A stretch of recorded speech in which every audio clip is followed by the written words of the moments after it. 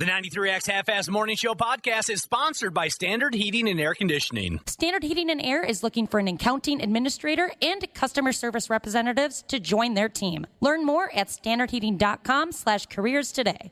The 93X Half-Ass Morning Show. 93. Can you turn it on?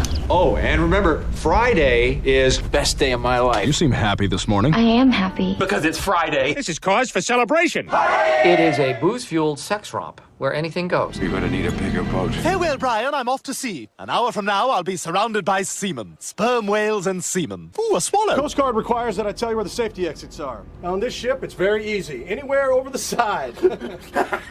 Not only am I your ship's captain, I am also your party captain. Woo! We're going to get it going here in just a few minutes. I'm your party captain, too, and you are going to put on your dancing shoes later on. Ladies and gentlemen, the weekend.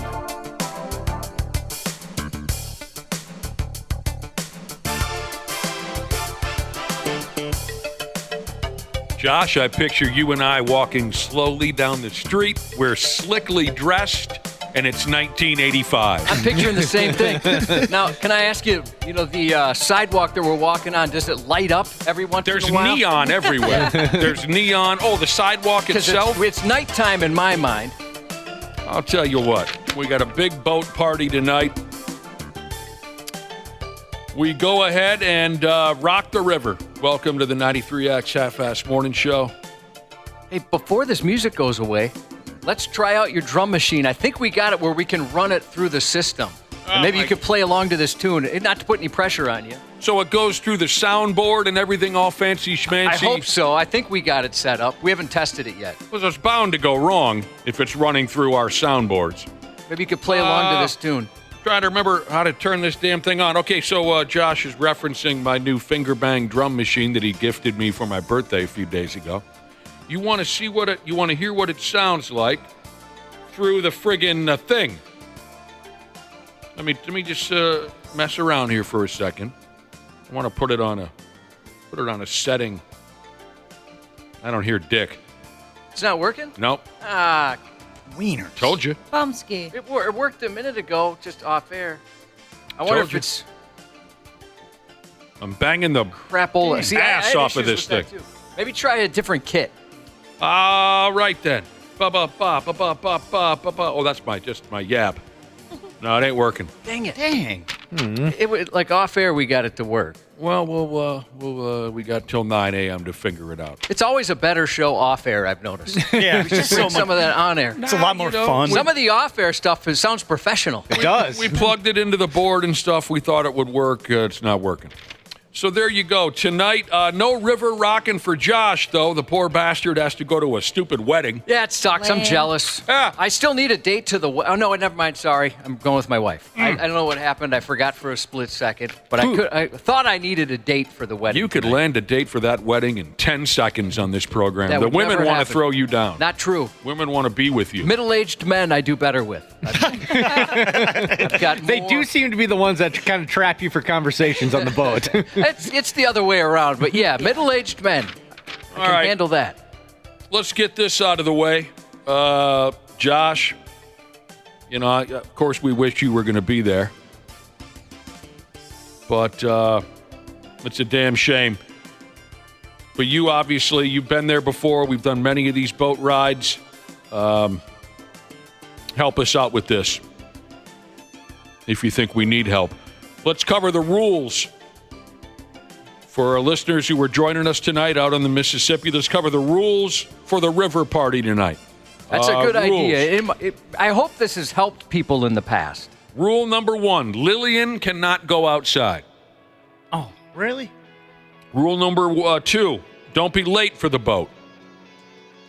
But also, don't be too early for the boat. That's presumptuous. Yeah, it's kind of bragging. Don't get too drunk on the boat. Don't get too high on the boat. Don't hump the boat. Dang, there goes my plan. Don't talk dirty to the boat. Respect the folks working on the boat. No bare feet and no fighting. That's all I came up with for rules of the boat. Let's see. Don't jump off the boat. Oh, okay. Let me write that down. Don't forget. These are things that have happened. Boat leaves the dock at 7, returns at 10. Bring your ID. No, we don't know how much a drink costs on the boat. Bring your own money for drinks on the boat. Yeah, drinks are like what you'd pay elsewhere. That's about what you usually pay on the boat. Yeah, going rate.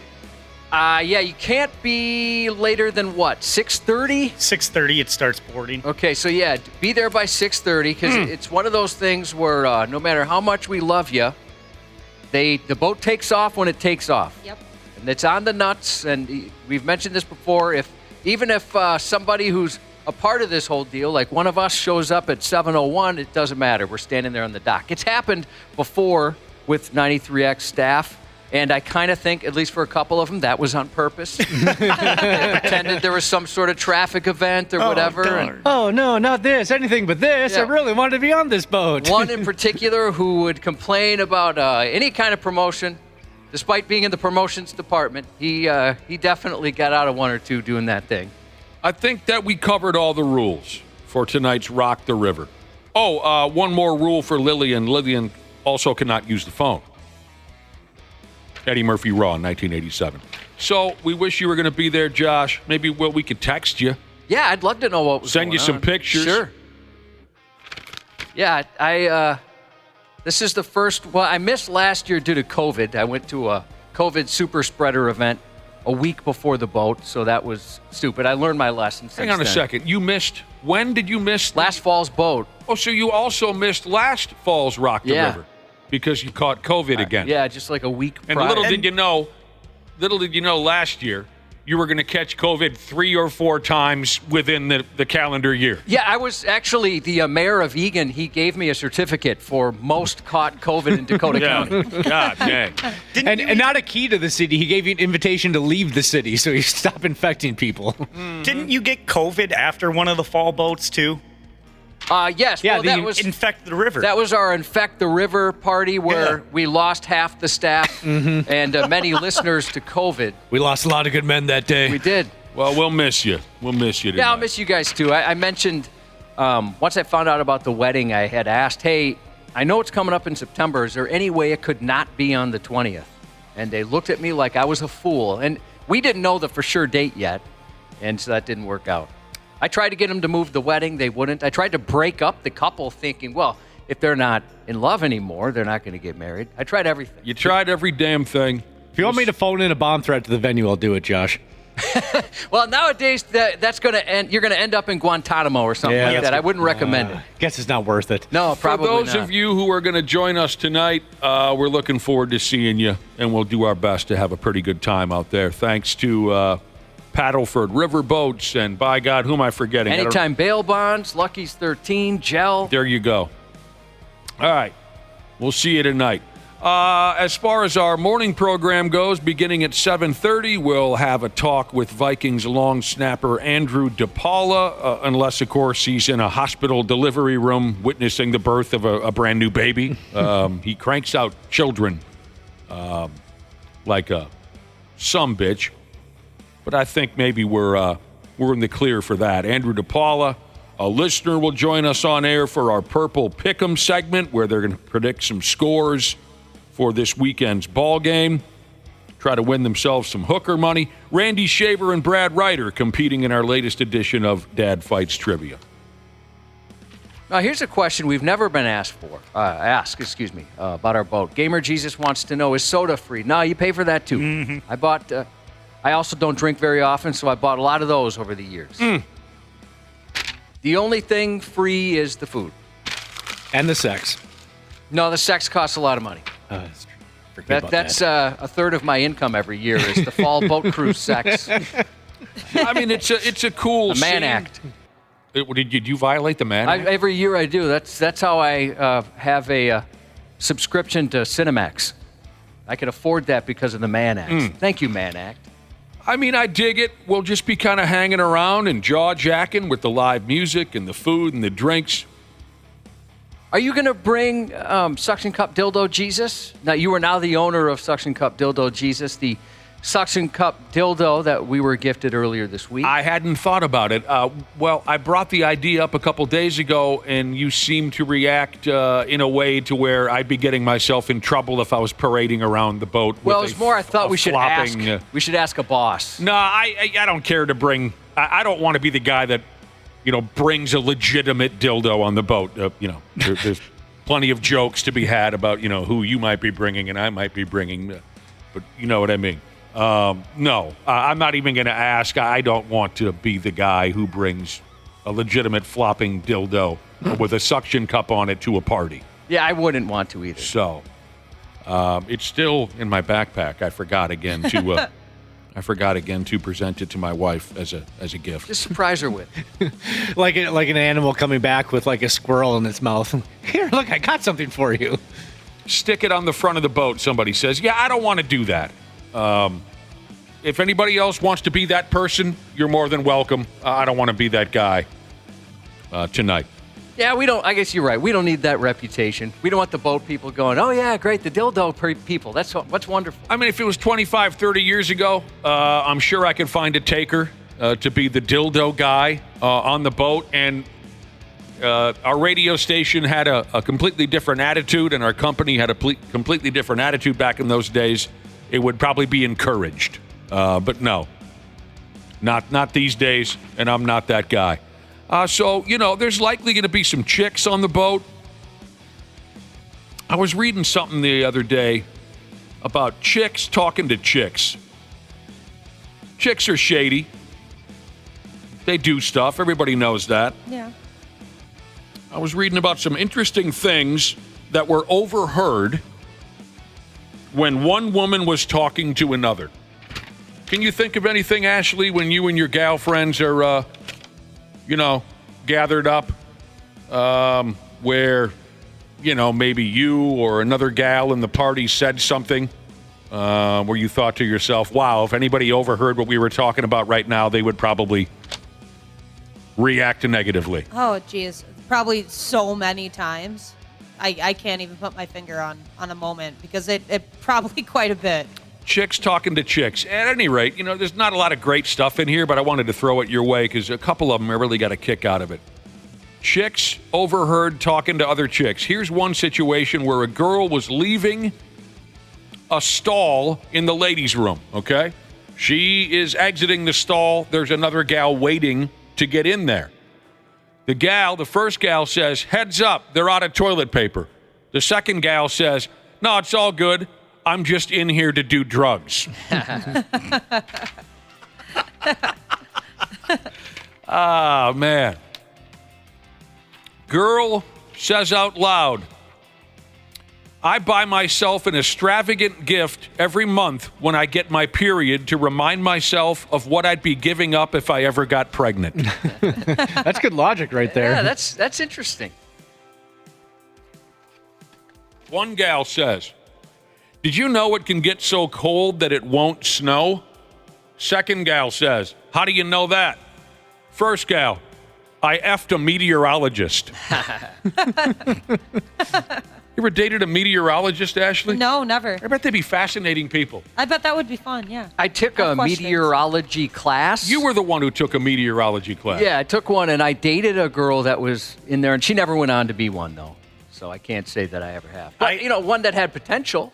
That class sucked. Yeah, I took one of those classes, too. Boy, was that tough. It's a lot harder than you think it's going to be. I thought it would be super easy. I thought I'd go in there, they teach you how to read a cue card, point at a green screen, and that's that. But no, you got to learn stuff. Yep. Yeah, you got to do math.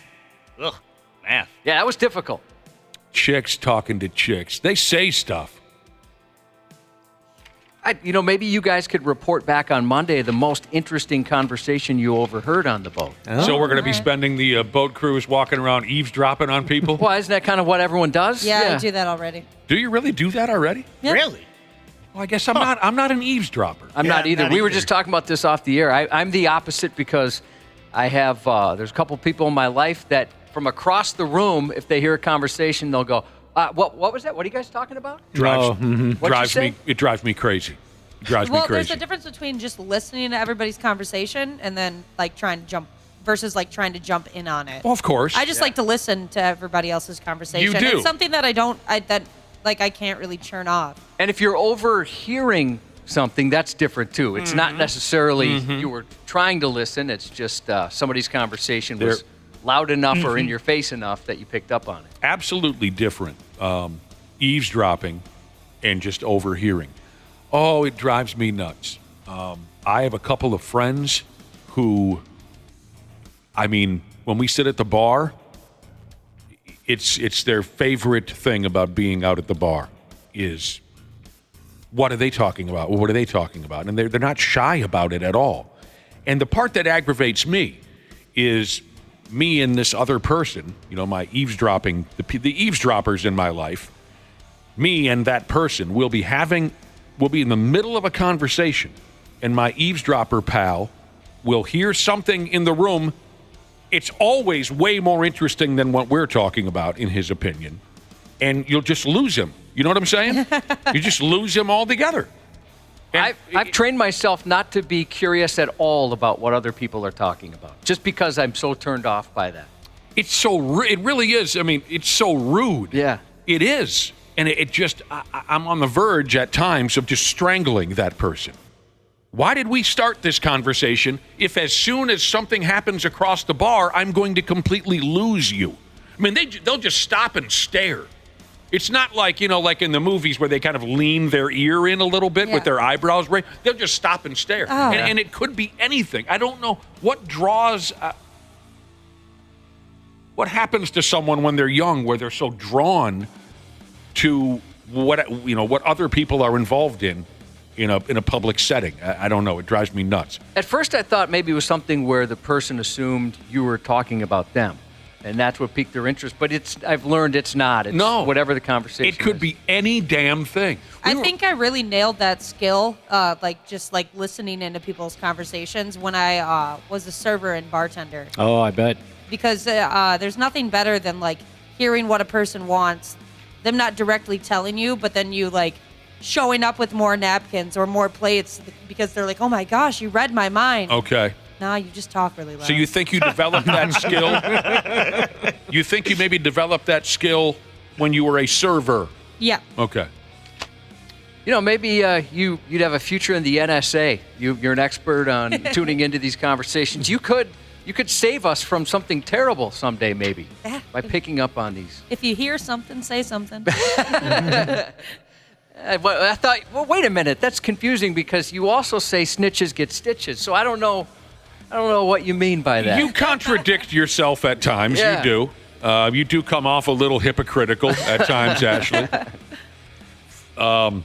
My favorite example of that is you're a grown person now who has admitted that blood turns you on. Oh.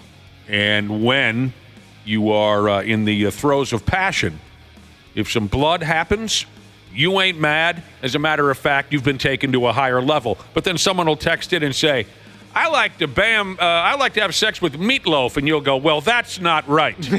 That's disgusting. Oh. You bust yourself in that fashion quite often. Yeah, I forget. I just started to go back to this. I just realized I'm an idiot. Try that drum machine again. I forgot to turn the volume up. There we go. Hey. Nice. Maybe I had to turn the volume up on my end over here. Oh, that sounds sweet. Is that overwhelming or is that tolerable? It's great. I want to F you like an animal. I want to feel you from the inside, I think he says.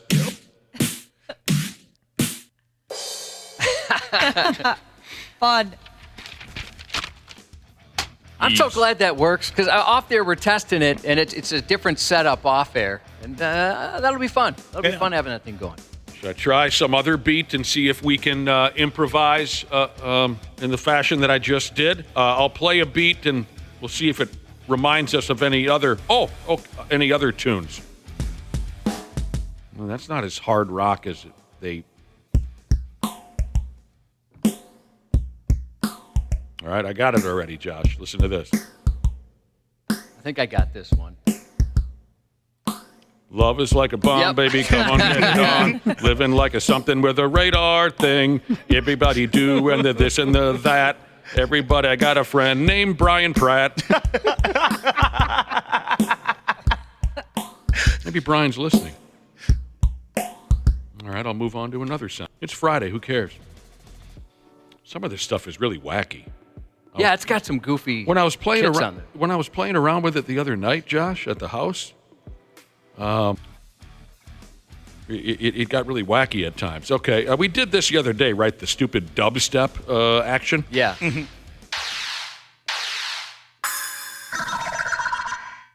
See, I don't know dubstep songs, so I couldn't. There was one you were playing a few when we were testing it out. It had voices. Yeah, I don't know if I've. I don't know if I've fingered that out yet. That's a voice right there. Did you catch that? Yep. That's like when Wapple says, "Whoa." Yeah. Yeah, I could picture us. We're in like some sort of a tiki hut drinking margaritas or something. I can't find the voices, Josh. I'm not as learned on this as I should be already. Yeah, you have to mess around with that so we can bring it to the show. I'm going to mess around. Maybe we can use it during dad fights. Oh. Wipe out. Well, I could probably find the Wipeout. That's like got a Hawaiian vibe to it, doesn't it? Right? Yeah, Wipeout? yeah. Well, let me find that. See if I can find that. There's a lot of kits that in there. vibe, you know. Maybe it's more of an old school sound. Wipeout. I haven't heard a reference to that. Maybe since the last time I saw the Beach Boys in concert.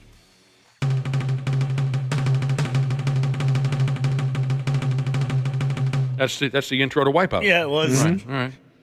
So there you go. Dr. P. Jesus will be here live in studio at 8:20. And then at 9, you know what happens at 9, Cubby? What's that? We gone. Yeah, today is our Friday.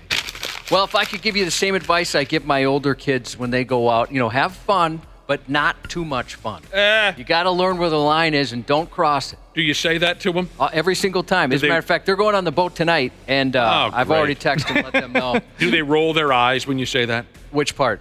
The have fun, but not too much fun. I'd imagine they do. Does that remind you of anything?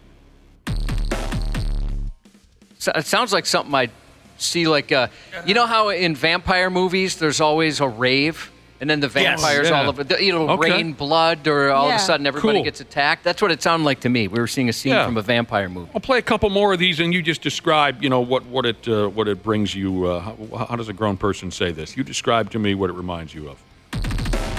Okay, vampires at a club, you say. Yeah. Okay, I'll try this one.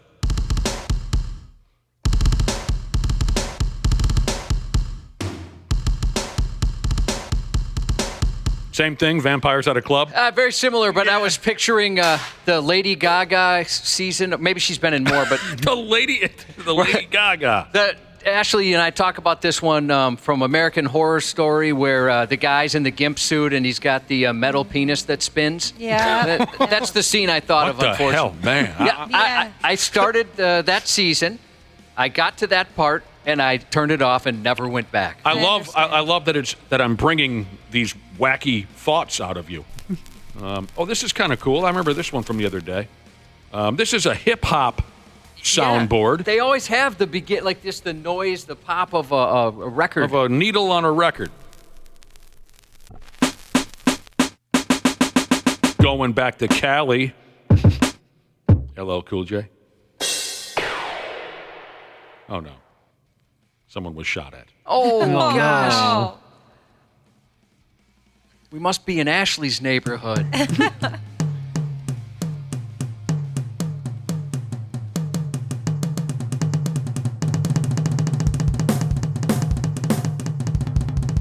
You're at a bad cover band concert, and the drummer has decided that he wants to do a solo.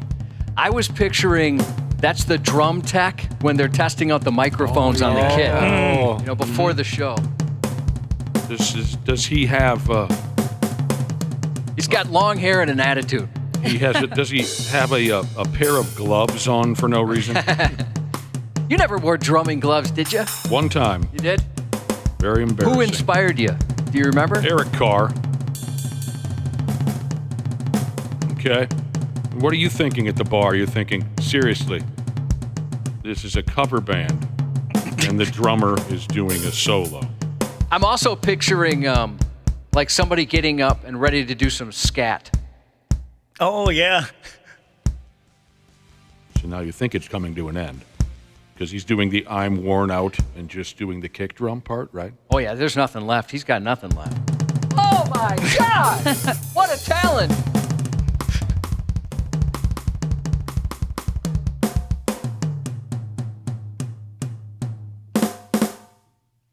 Now I'm picturing people going, all right, we get it. We get it. You got a drum machine. Mm-hmm.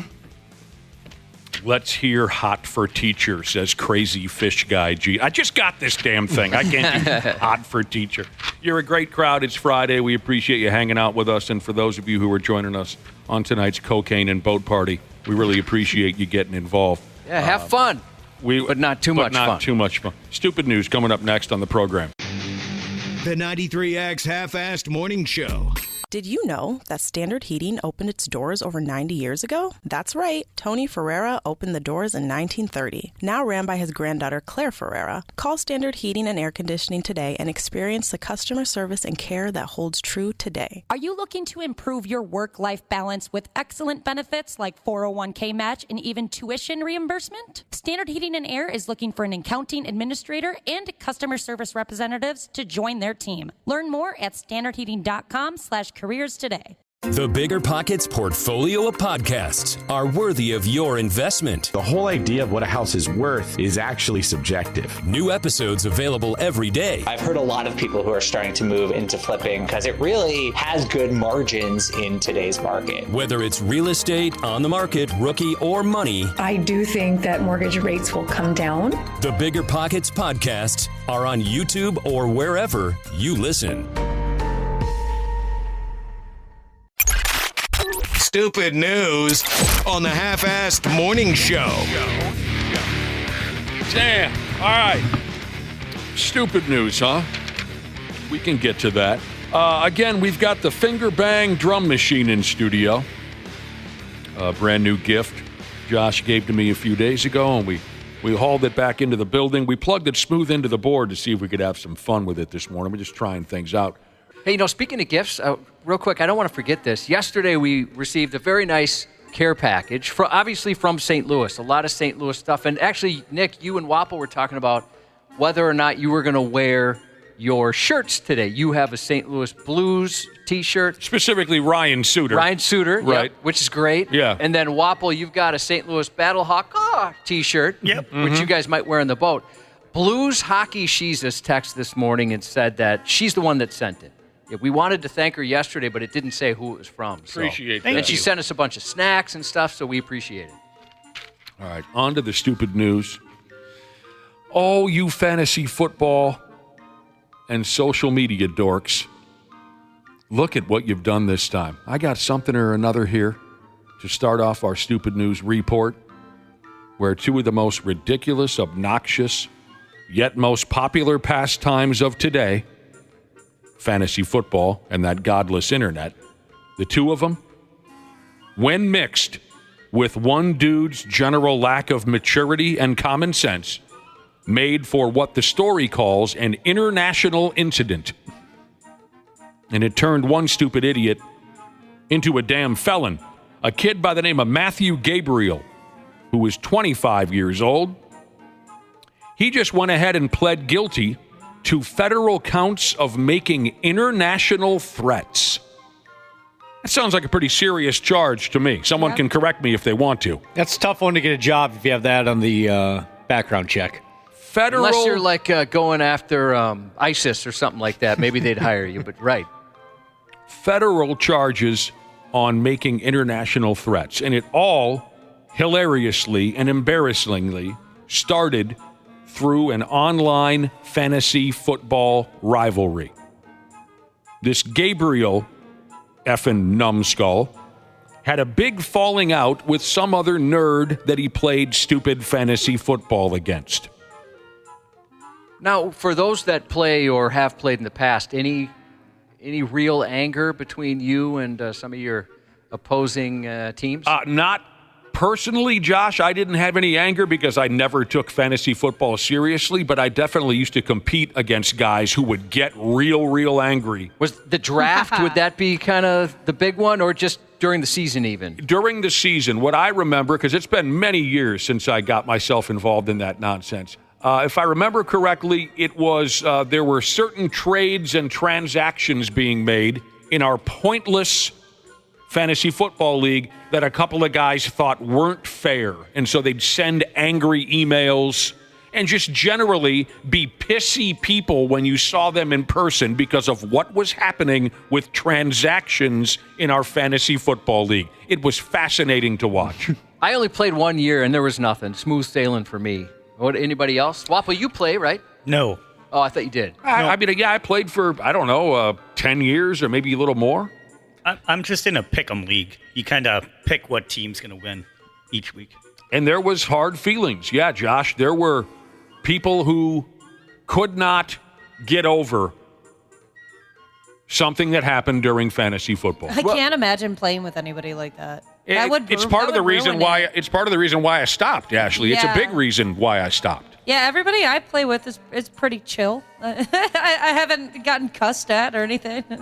But Nick is right, though. The competitive leagues where people get pissed about, possible collusion between teams where they're not in it anymore, so they'll just trade away some of their best players for nothing, and the lengthy emails that get sent, and just people just angry at each other over the whole thing. So you've been in a league like that? I've just seen it. All my best friends from high school have been in the league. I never really took much interest in fantasy, but I kind of hear the fallout of what happens, and people are venting about, oh, did you hear what so-and-so did? I'm like, no, and I don't care. That's embarrassing. That's so embarrassing. Anything other than just pissiness? Like, has anybody done...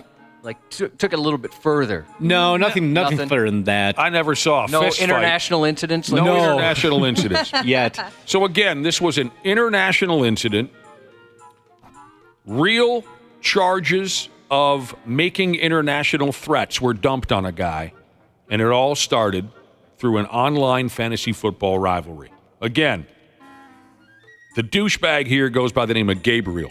He had a falling out with some other guy he played fantasy football against.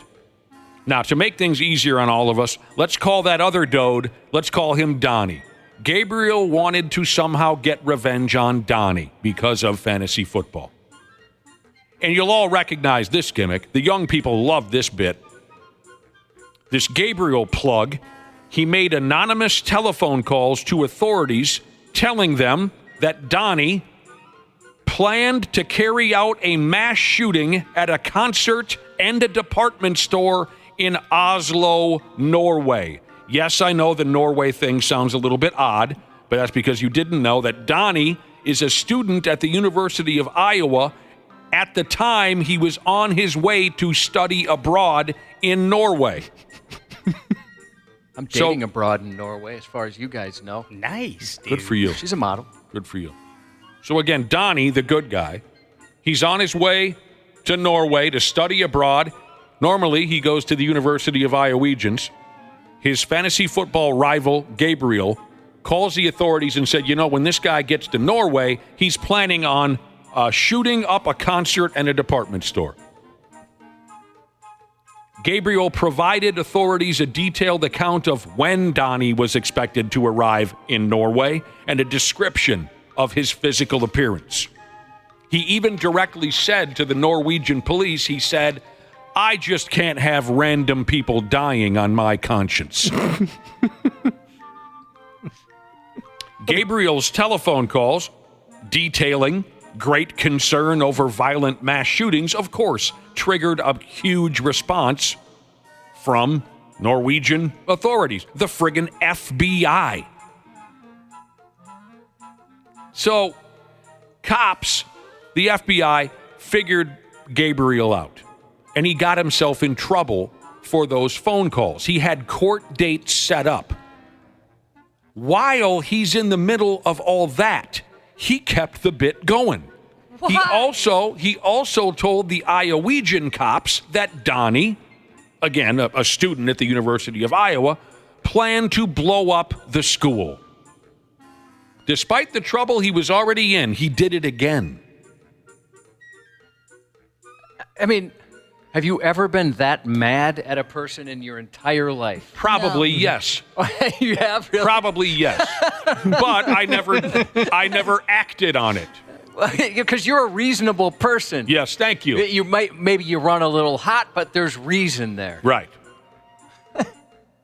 When this ridiculous and unnecessary disaster went to court, Gabriel's lawyer described him as a generally good kid and a blue-collar guy who likes football. Come on. Now, I've got conflicting accounts here on what's going to happen to this Gabriel kid. One report I read said he will likely not do any time behind bars at all. His lawyer struck up some kind of a plea, because I think this kid should do real time. Donnie could have been killed because of the garbage that was coming out of this kid's yap. Mm-hmm. Absolutely could have. There's got to be something really wrong with that kid to act like that twice. Some hard time might have scared this kid so badly he'd never F off again. One story tells me he's going to do 15 months house arrest and 3 years probation. But then again, another report I read said he's still looking at the possibility of 5 years in prison. His attorney, again, said it was just a practical joke. It went a little further than it was meant to go. Yeah, you think? It's time to start really laying the smack down on these kids. Josh just had 2-3 stories, maybe more than that yesterday, on high school kids making bomb threats at the school, making bomb threats. Have they turned the screws on that at all in the last couple of years? Because it's got to be something serious now, or this is just going to go on forever. Oh, absolutely. Yeah, the penalties are increasing, as they should. My God, Wasn't it yesterday that one sheriff said that he was going to start perp walking kids and parents? It was last week. We talked about it or maybe Monday or Tuesday. But yeah, I think on Friday he had that press conference. That was kind of awesome. I'm going to perp walk yo ass. I know one of the more popular crimes out there these days where the punishment has really been dialed up, and I'm totally in favor of it, are these jagoffs who can't get over the fact that your girlfriend dumped you, and so they put her porno pictures all over the internet without her permission because you're a tiny little child who can't get over a breakup. I know they've dialed up the punishment on that. I'd like to see them turn it up even higher on these friggin' puke bags with these stupid bomb threats and phony effing calls about this guy's going to shoot this mall. It's just, I've had it. I mean, I'm sure that'd be a step in a direction that would hopefully slow some of this down at least. I want to see a 16-year-old kid go to the cooler for 10 years. I do. Because then the other 16-year-old kids are going to say, oh, Jesus balls. Maybe we should just go back to smoking pot through an apple and playing ding-dong ditch. You know what I mean? It's so weird. It's so different. Well, it's social media is what it is. Oh, yeah, absolutely. And you see, oh, hey, this kid did that, and he's getting some attention. I'm going to give that a shot. Right. Like, I am virtually 150%, I'll say, sure that my kid would never do something like that. But I did talk to him about it, just to say, hey, I don't know if you all of a sudden get a stupid sense of humor and think this is funny. It's not funny. And gave him some examples why. But, I mean, I guess maybe that's just, you feel kind of, as a parent sometimes like those warnings on like this knife is sharp, right? It just seems like, yeah, any normal person would realize a knife could be sharp. You got to have those conversations. Like, it's so stupid, but maybe you have to have it. Better than Dana at Mario Kart Jesus has texted into the program, and he's got a very interesting and detailed take on this grand story about this Gabriel kid calling the FB, whoever, trying to make this Donnie kid out to be a terrorist who's looking to shoot up schools and blow up Norway, right? Better than Dana at Mario Kart Jesus has an interesting take on it. He says, man, all of that just because Donnie wanted to go to Norway and get some new stuff. hit some of that new stuff that you can't get in the States. I'm going to read this text as written from Goat Trucking Jesus. Bring back Publix hangings, is what he said. I didn't know that the grocery store headquartered in Lakeland, Florida, actually hung criminals. I was going to say, the only time I've been in a Publix was Florida. But we're going to have to take a trip, boys. Okay, here's a text saying swatting is the new generation bomb threat move. Yes, that swatting stuff. I'd like to see. I want to see 12-year-old kids go to prison for 25 years for that, too. That's what I was thinking. Is that what kind of started a lot of these fake bomb threats? Is all the swatting stuff I don't on video know. games? No, they've been there. You know. Okay. Don't worry about the specifics there, Wapple. Just look at the big picture, and the big picture is social media is the cause for all of this. Dumbasses. Well, and, you know, I even talked to my son about, hey, I gave him an example of someone we used to work with who thought making some of those jokes were funny. And at the time, somebody would just slap you on the wrist and say, hey, don't do that. Like when he kept trying to say bomb loud in an airport. This was after September 11th. Oh, wow. And he just kept saying, dropping bombs, like trying to say, oh, no, I'm just rapping. I'm just doing this. Telling him that's not even funny. Don't even go there. Just putting yourself in a situation you can't get out of. And man, I mean, we're not done. We got some keepers here in today's Stupid News report. It's got to be a real bitch to find out your own husband or wife is just the most bizarre, unhinged sumbitch in town, and you had no idea. Some of you are already aware that your significant other is nuts, and you've been aware of that for a long time already. Some aren't that lucky. Some get a rude awakening, and they all of a sudden realize, my God, I'm married to a maniac. That's got to be tough. A 38-year-old Japanese man was recently arrested for phone stalking his own wife. Whoa. What? Oh, I'll tell you. Dude would anonymously call his own damn wife up to 100 times a day. Dude. And when he would call Ashley, and she would say, hello, he would just sit there and say nothing until she hang up.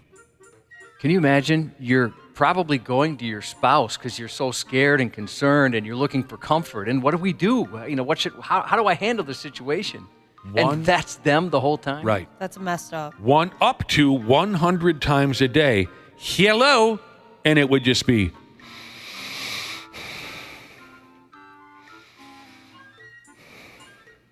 how does he have the time to call someone 100 times in a day? I'm kind of jealous about that. And why didn't you just block the number? We'll get there, Dana. Okay. It's easy to do because I've blocked yours. So you know how to do it? Yes. It's very easy to do. You see now then, back starting on July 10th, this here 31-year-old wife lady. She started receiving strange phone calls from someone who would just remain silent until she hung up. This went on for weeks. Says here the calls came from anonymous phone numbers. So I guess she must have felt the need to answer just in case of this or that. Maybe her job included fielding a lot of telephone calls. I don't know. At any rate, she answered them.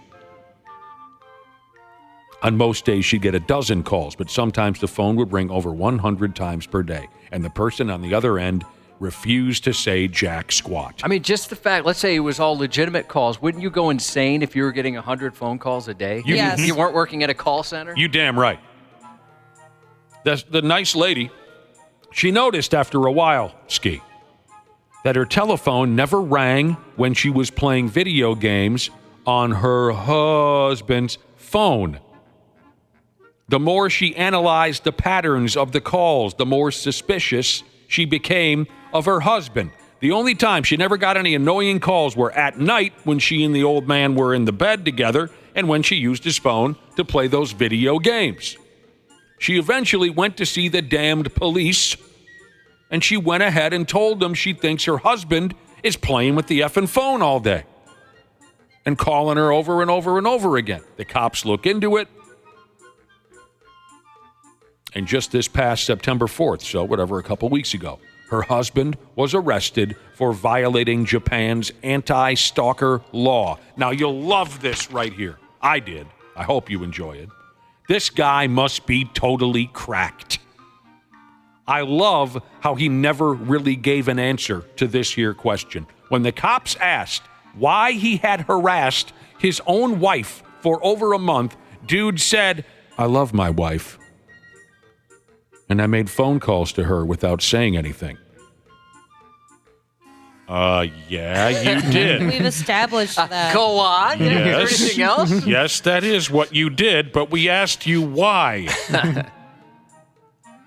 So the crackpot husband, I guess, looked at the stalking as proof of his love for her or something. Who knows? Dude, what is wrong with you? You need to run away from that guy. Why did you do it? I called her, and then I would not say anything. Yeah, we know. Yes. That's why we're here, douchebag. So after the cops dug a little deeper into this mess, they said that the husband's whack bag behavior was all because of jealousy and possessiveness. Apparently, Josh, there was a past incident, and oh, you chicks, I'll tell you what, you are shady. Listen to this.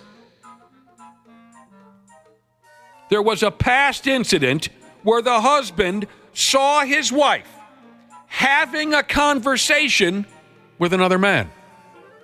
Like, out in public. Yes. She's his wife. Yes. And this is a guy. Yes. She was talking to a guy that was not her husband. You know, if you led with that, none of us would have felt any sympathy for her whatsoever. I know. No, I got you. I got you. He went from reasonable to totally making sense. Yes. He's an inspiration. And his cell phone plan must be impressive. Oh. Feeling threatened, he resorted to making silent calls as a form of emotional punishment. I've never been a jealous person. I'd imagine that would be very difficult, right? I have a very hard time with jealous people. I have my entire life. You know, I mean, there might be a situation where I don't like it, but I've never been, like, I don't feel the need to check up on my wife. I mean, my wife works with all hot, fit guys, and it never once, never thought, oh, I better keep an eye on her. Yeah, jealous people make me crazy, Josh. So I mentioned how much, I can't even imagine getting 100, I don't know if I get 100 phone calls a month. I should look that up. I'd be curious to know how long it takes me to get 100 phone calls. More anxiety, I'm sure it's probably 2-3 months. More anxiety than Hair Jesus said. He's been getting like 2 or 3 political calls a day, and that drives him nuts. I'm getting the texts. Are you guys getting the political texts? No. No. Yes. I get 1 or 2 a day. Yes. They go right to spam for me. I've gone back and forth on who I'm voting for so many times, depending on who's texting me. Oh, I'm sure, yeah. I mean, that's how you decide, is based on text message you get from spam bots. Here's Hot Cocoa Jesus texted in the program, texted into the program on the story of the Japanese husband who phone stalked his own wife. Sometimes hundreds of calls a day. He would call her, and then he would just remain silent. Hot Cocoa Jesus says, was this his idea of phone sex? Maybe he was, as she puts it, whacking it. Hot Cocoa Jesus, nobody, and I mean nobody, no man, I should say, masturbates to his own wife with the exception of Josh. I bet plenty of guys do. No, they do not. That defeats the purpose of masturbation to think about someone that's lying in bed with you at night. I don't think so. I mean, I'm sure plenty don't, but I bet plenty do as well. No, they don't. We are not unicorns. We're out there. Yeah, you're out there. True Definitely story. are out there. In case you're a new listener, years ago, Josh, we were having a conversation about masturbation, and someone asked him who he thinks about, and he said his wife. Yeah, it was the lowest point of our friendship. Now, that's not, I'm not just saying it, but see, I think it's also, as I said back then, it's a bit of a lack of, it's being very self-aware and a lack of creativity. You got to be crazy. I can't picture Jennifer Aniston because I know that's never going to happen. I can't imagine that ever working out. You're doing it all wrong. You're going about it all wrong. I understand that you feel that way, and I see some logic to what you're saying. Spank bank, that's the word, right? You got to be nuts to have your significant other in your spank bank. I've known men like that. No, you have not. Yeah, I have. Yeah, you know Josh. We're aware. Josh does not have any money for you, Ashley. But I mean, then again, like that's because I've given them a Rolodex of pictures and videos and things that they use. I don't. If that's like if you have that situation, I can believe it. I don't understand. She's given him material. Yeah, like Remember, there's plenty of material. Because you have a saying, and that saying? A picture a day keeps the hose away. No. Ashley, I'm not saying there aren't exceptions to this. Of course, if your significant other sends you a bunch of porno of her, doing disgusting things to herself, of course, just generally speaking, men don't fantasize about their wives. Women don't fantasize about their husbands. They fantasize about somebody else. That's what fantasy is all about. You guys are doing it all wrong. Well, I can like I said, I'm sure there's people on both sides that not necessarily sides, but people that go, in their own direction, and plenty of people say they do the same thing. And some of them, even my wife, they said they fantasize. So we have that in common. Look at that. That's nice. It's nice to have that bond.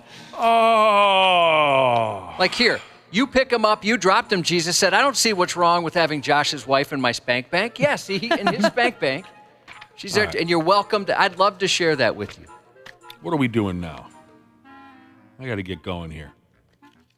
So you don't think back to like a particular session or something like that you've had, and with who? With your wife?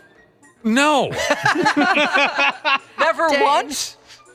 No, because I can get some from her whenever I want to. I hear you. I hear you. Jesus, do I have to teach a class or something and show you people what you're doing wrong? Hey, we all can do our own thing, right? No. Why not? Yeah, you can go ahead and do your own thing, but I'm just going to yell at you from now and again about it. Oh, I like it. Yeah, I like I had a good time with it. And you know I like it. And I know that you know that I know. Oh, yeah. Right. Oh, I know. Right. The other guys, they don't know, but I know. This is perfect now, since we're talking about tug-offs. Unfortunately... I'm sorry, can I just read one more text? Yeah, you have another text? From Local 34, Jesus said, hey, send me a pic. I'll jerk off right now. Yeah, he'll do it right. I'll show you. Here we come.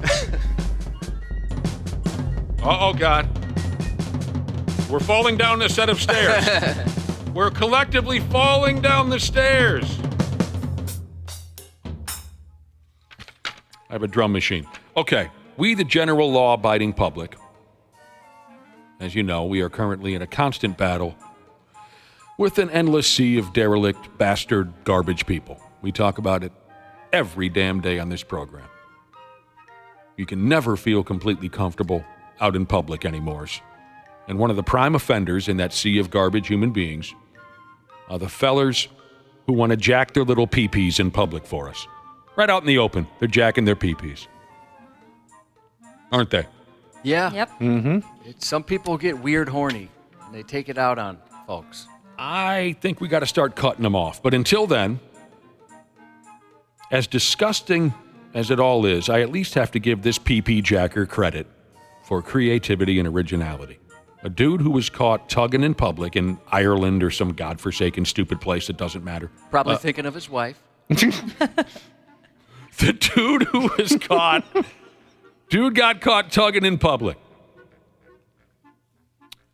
When he was caught, he said, no, twas not a tug down. No. Twasn't it? Twas not. He said he was, quote, sanding a paint roller that was between his legs. Now, if you can picture yourself sanding a paint roller that's in between your legs, you'll understand why I appreciate his answer. What if it's the truth? How much would that suck? Because nobody's going to believe this, but I really was, I swear. I like to rough up the grip. Oh, maybe I'll start using that. Roughed up the grip to my wife last night. Only person you do it to. A teenage girl said she was walking to school one day when she walked past a car that was parked. It had its engine running, and there was the dode in the car. She described him as a middle-aged, bald white man. She said the man was squinting and looking like he was masturbating. Squinting? That's even worse. You know what? I don't know if I squint. Oh, and then he fell down a flight of stairs. Oh, there he goes.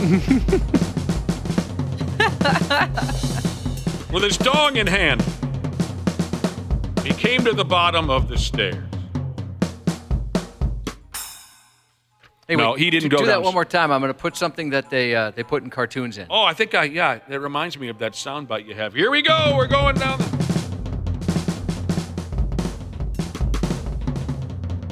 Where's the sound? At the end. Oh, I thought it was going to Yeah, it always has to go at the end. Oh, no, it should be at the beginning. He steps on a cat, and then he falls we can down. do both. We'll work on it. So guy's in his car. Schoolgirl walking on by. She said, again, he was squinting, looked like he was masturbating. She walked a little further and then looked again, and that's when she saw that the dude's rod had been hauled out. If he was squinting, he probably had a horrible look on his face, too. I'm sorry? Oh, like he was so into it? Yeah. You know, like yeah. an ex-coworker at the strip club, his face. No, we don't talk about that. So you're saying, like, normally you're just fine with the guy's masturbation face, but this one would bother you? Yeah, because it's squinting and he's making a face. Sure. All right. The PP Tugger's lawyer tried his best to explain this away. Check this out right here. The lawyer said that the dude was on his way to a job. He had stopped and parked so he could have something to eat and smoke a cigarette. But there was no rod pulling, the lawyer said. What was going on in the car was dude who was a painter by trade. He had a new paint roller that had a glossy handle, and he was sanding it down because it was too slippery. The roller was between his legs. It just looked like a penis. I want to know, did he develop this on the fly, or was this he pre-planned this in case he got caught? Oh, yeah. Oh, that'd be impressive if you did it on the fly. Yeah, if he just came up with that, you kind of just tell him, all right, just don't do it again. Well, like I said, I'm very impressed by his creativity and his originality.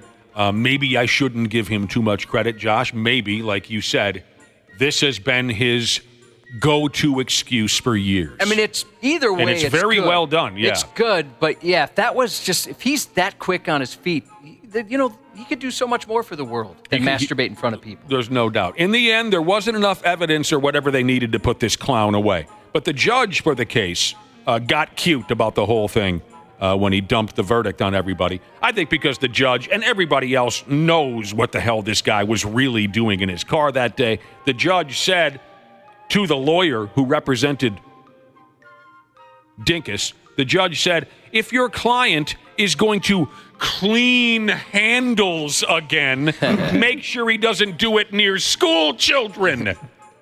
Pro Painter Jesus said, Painter checking in here. No one in the history of painting has any time ever sanded a paint roller. No, they haven't. Uh-oh. What are we doing on the... Are we losing our balance at the top of this staircase, Look Josh? out! There's a cat! Oh, for Christ's sake, here we go. We're going down the stairs. Me and Josh falling. Oh, the goddamn two cats. We're halfway down now. We're halfway. Oh, for Christ's sake, we're going. We'll be right back on the Half-Assed Morning Show. Sports on the 93X Half-Assed Morning Show. Shotani sends one in the air, deep right field. He's in a world of his own. In 135 years of Dodger baseball, Shohei Ohtani, his 49 home runs, matching Shawn Green for the most in a single season. Ohtani sends one in the air, the other way, back it goes, gone! One-of-a-kind player, one-of-a-kind season. Shohei Ohtani starts the 50-50 club. Oh my gosh! Shohei Ohtani, the greatest day in baseball history. This is not real life.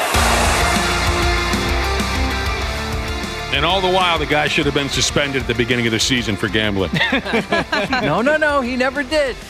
He He was sanding his roller. That's what was going on. That guy was sanding a paint roller, too? That's it. I thought he was gambling millions. No. You had it all wrong. No, what the hell? It was a once-in-a-lifetime. It was a historic thing last night.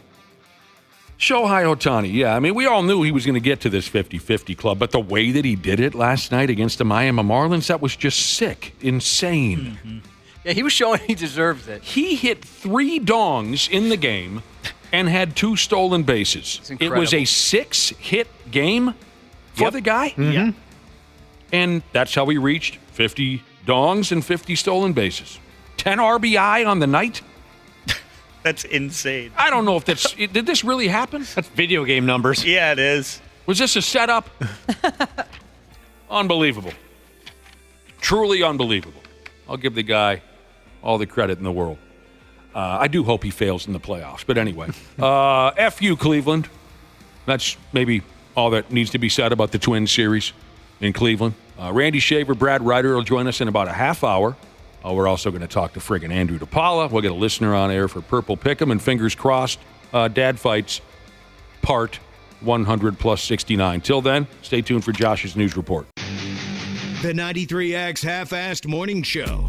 Did you know that Standard Heating opened its doors over 90 years ago? That's right. Tony Ferreira opened the doors in 1930. Now ran by his granddaughter, Claire Ferreira. Call Standard Heating and Air Conditioning today and experience the customer service and care that holds true today. Are you looking to improve your work-life balance with excellent benefits like 401k match and even tuition reimbursement? Standard Heating and Air is looking for an accounting administrator and customer service representatives to join their team. Learn more at standardheating.com/careers today. Hey, it's Rich Eisen here. Join me and my compadre, Chris Brockman, every Monday on the Overreaction Monday podcast. You're also saying the record's going to go down.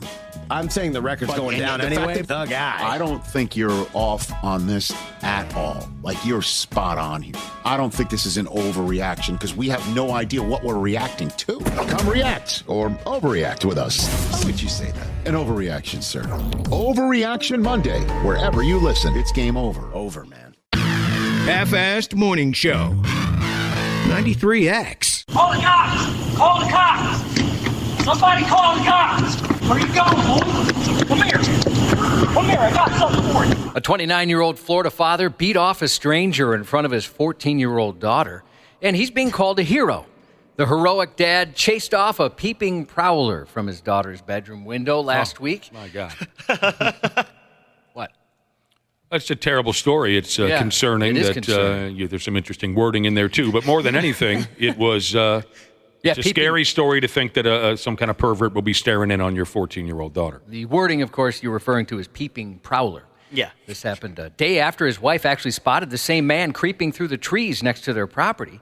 Concerned for his family, the father sat on his back porch the next night in case the creeper came back. And he did. I sat in a chair and I grabbed a beer and a baseball bat, and I didn't think he was going to show up because who has the nerve to come at the exact same time that the cops were just called to a place the next night? Investigators said the father saw the same man walking through his backyard toward his daughter's bedroom window. When he approached, he found the man, identified as Damon Smith, with his face against his daughter's window. Oh, my God.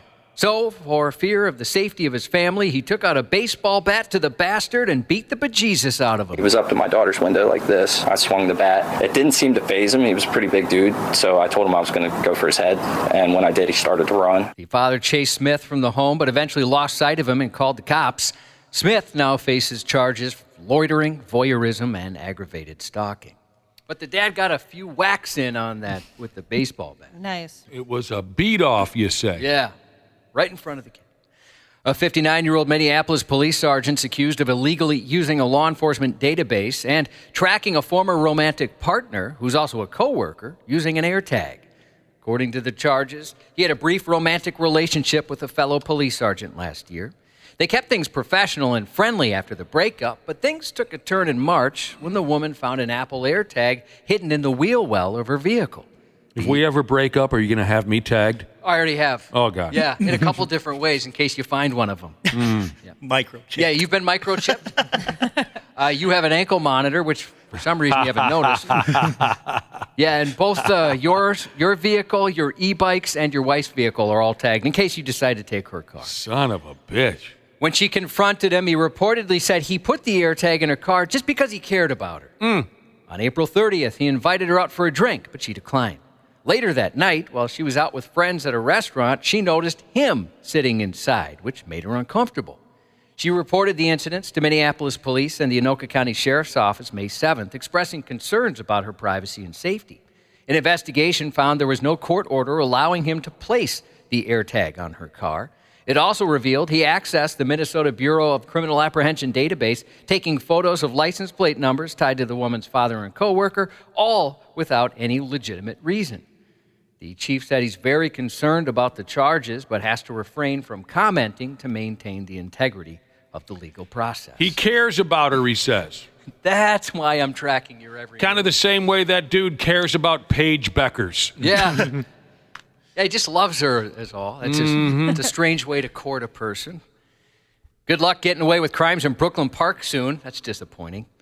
Police are about to get a new tool to help track down vehicles linked to shootings, abductions, car thefts, and other violent crimes.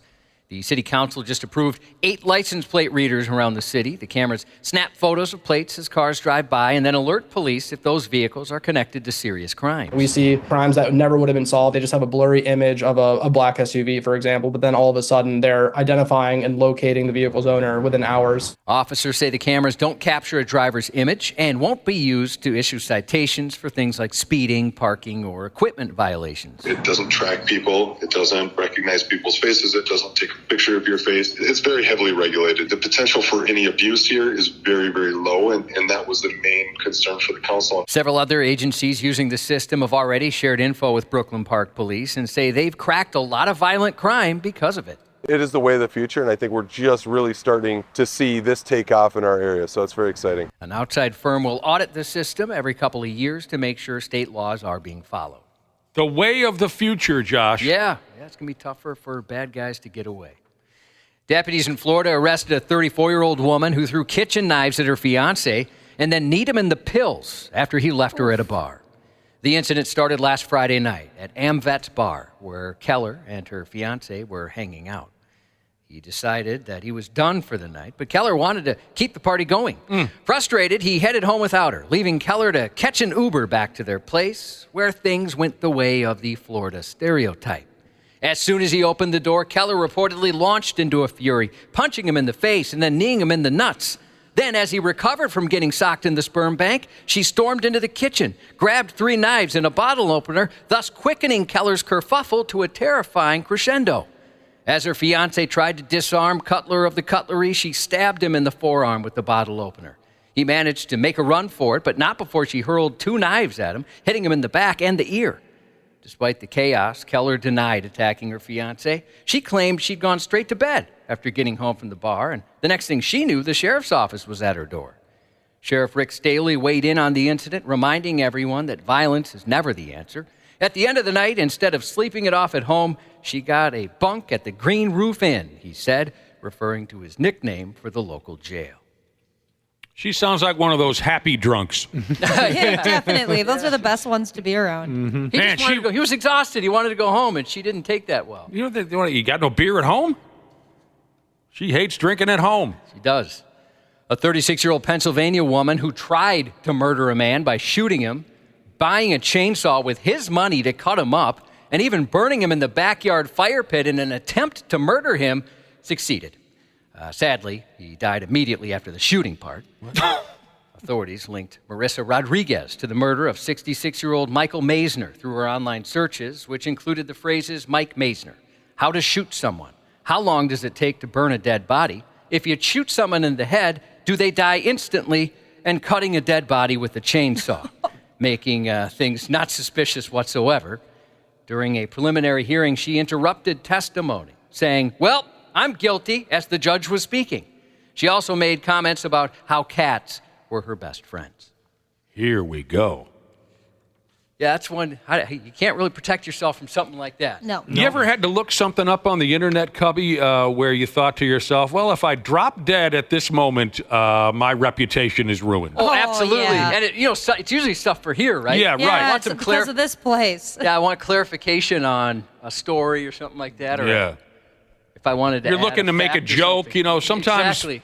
You're looking to make a joke, you might look up something bizarre to make sure your information is accurate. And, if you drop dead, the last thing you searched on the internet is, what does semen taste like or something? You know what I mean? Yeah.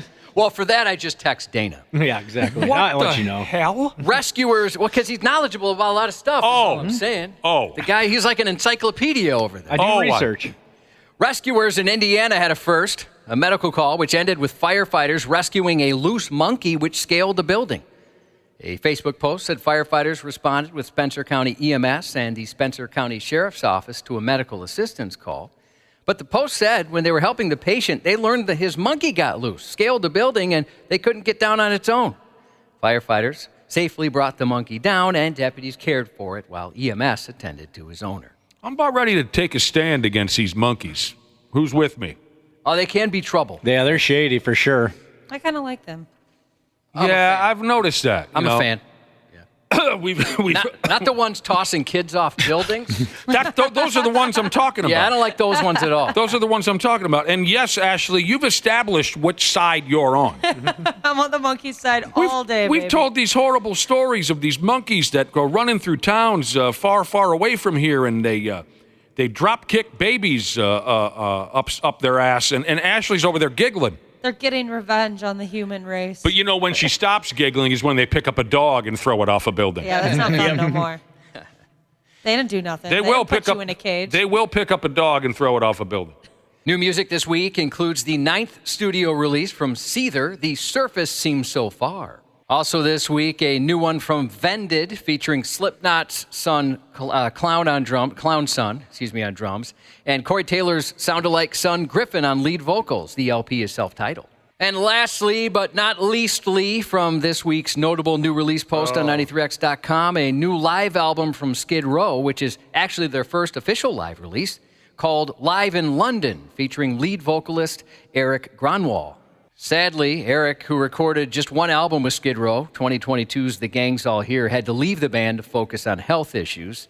Hailstorm singer Lizzie Hale has stepped in to honor their tour obligations. My damn, their roster of former band members is right up there with some of the all-time greats. It's tough to keep up. It is a long, long list. Skid Row, huh? Did somebody just let their dog out? What was Ashley just left the studio. She did? Is she all right? She got to go let somebody in, I believe. Oh, gotcha. Who the hell's coming into the studio? Is Dr. P here already? I don't know. Maybe a coworker. Oh, is there a dealer? Well, yeah. She walked away from the show to let someone in the building? We have no in-studio guest planned this morning for another hour. It could be a coworker that doesn't have their keys. I'm not sure. What the hell is this? So what? That person's going to have to wait. We're on air. This is awesome. This brings back memories of other people who pulled things like this. Why'd you leave? Oh, I didn't take a phone call because my washer and dryer are being delivered today. I can't wait to find out where she's gone. I love this stuff. We publish our notable new release feature each week on 93x.com. Assuming that our web guy has time to be. Nick, where are you going? He just walked out of the studio. He's got to go let somebody in. I just got a text. Hold on, I want to take this live. It's probably important. Did I need to be here? Yeah, well, if you don't have to be here, I'm not going to tell anybody what to do. It's just a strange choice. I saw a dude out in the hallway that we're going out tonight. I wanted to figure out who was driving. Where did you go and why? The front desk woman, Nicole, she locked herself out. So what? She was asking if somebody could. She texted me in Wapple and asked if we could let her in. Yeah. When we're done with this segment, you can let her in. I don't want to keep her waiting by the door. No. She can wait all morning. Oh, okay. We got a job to do here.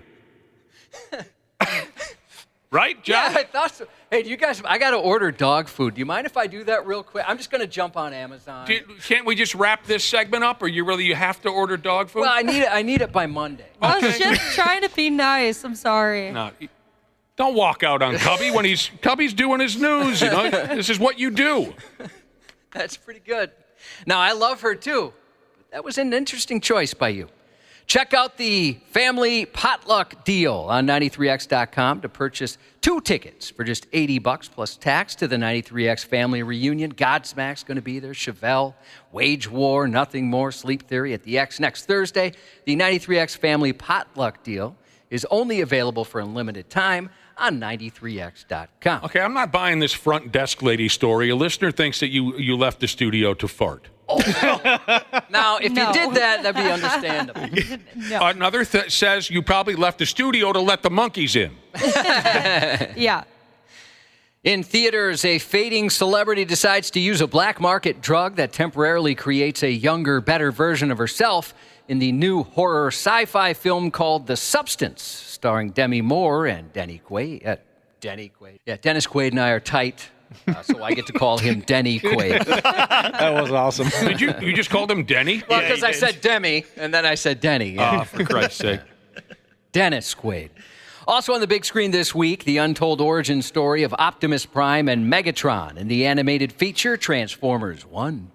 Transformers 1 has a massive all-star voice cast, including Chris Hemsworth, Scarlett Johansson, Dana Wessel, Steve Buscemi, John Hamm, Lawrence Fishburne, and Keegan-Michael Key. Halle Berry's latest suspense is out, called Never Let Go. When an unspeakable evil takes over the world, the only protection for a mother and her twin sons is to stay connected to each other at all times, even tethering themselves with ropes, clinging to one another, and never letting go. Never. If you're a thriller fan, A Mistake, starring Elizabeth Banks, was released this week. A talented surgeon's life unravels when a new public reporting system for surgeons is introduced. And now streaming the psychological horror drama I Saw the TV Glow, starring one of America's most revered and celebrated actors, Limp Bizkit singer Fred Durst, which is available on Max.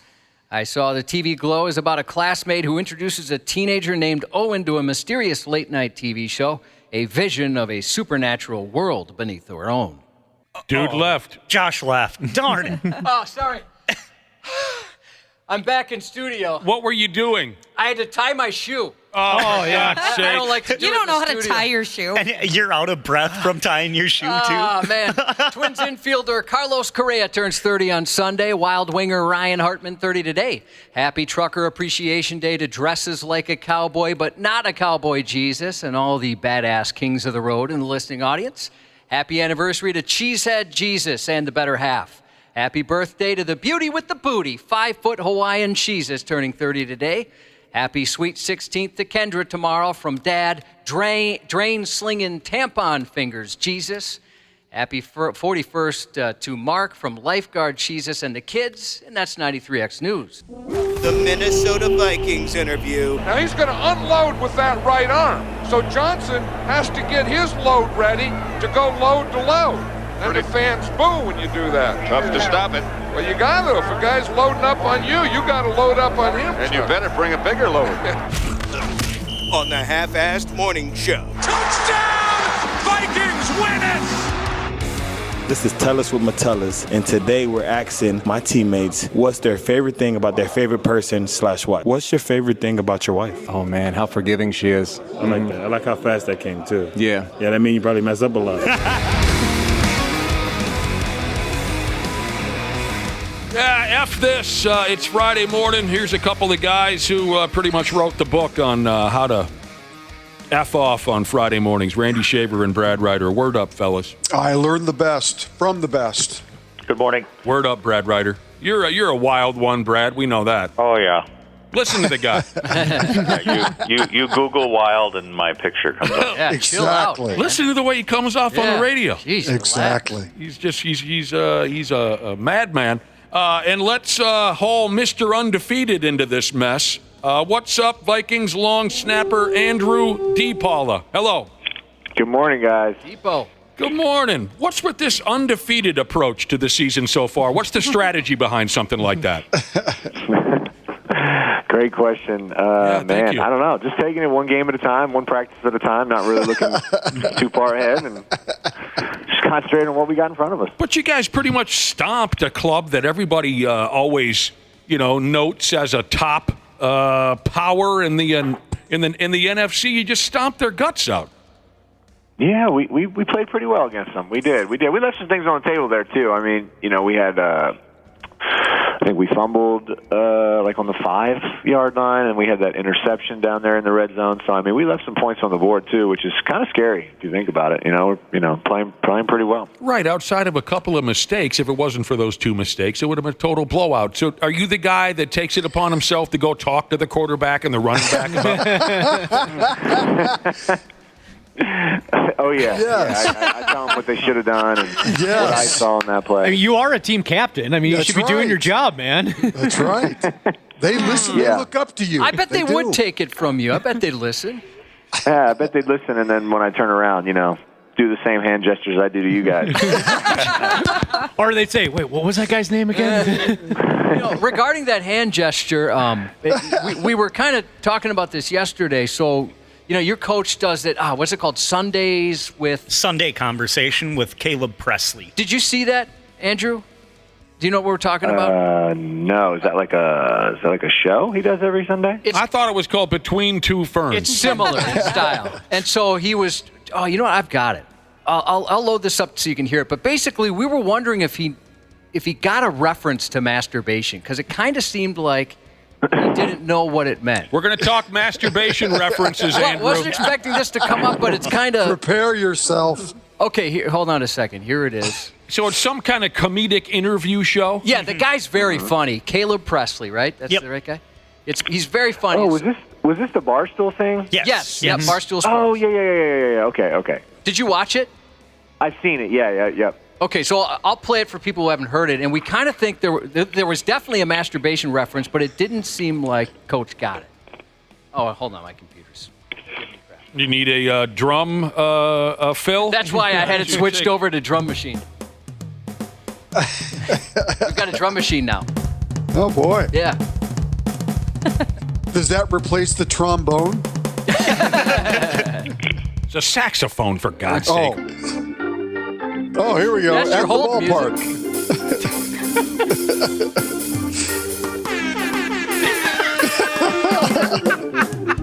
I feel like we got distracted a little bit. If you're wondering what's new around here, Andrew DePaola, it's Josh got me a finger bang drum machine for my birthday the other day. So I have this cute instrument, and it's plugged into the board, and I'm out of control with the damn thing.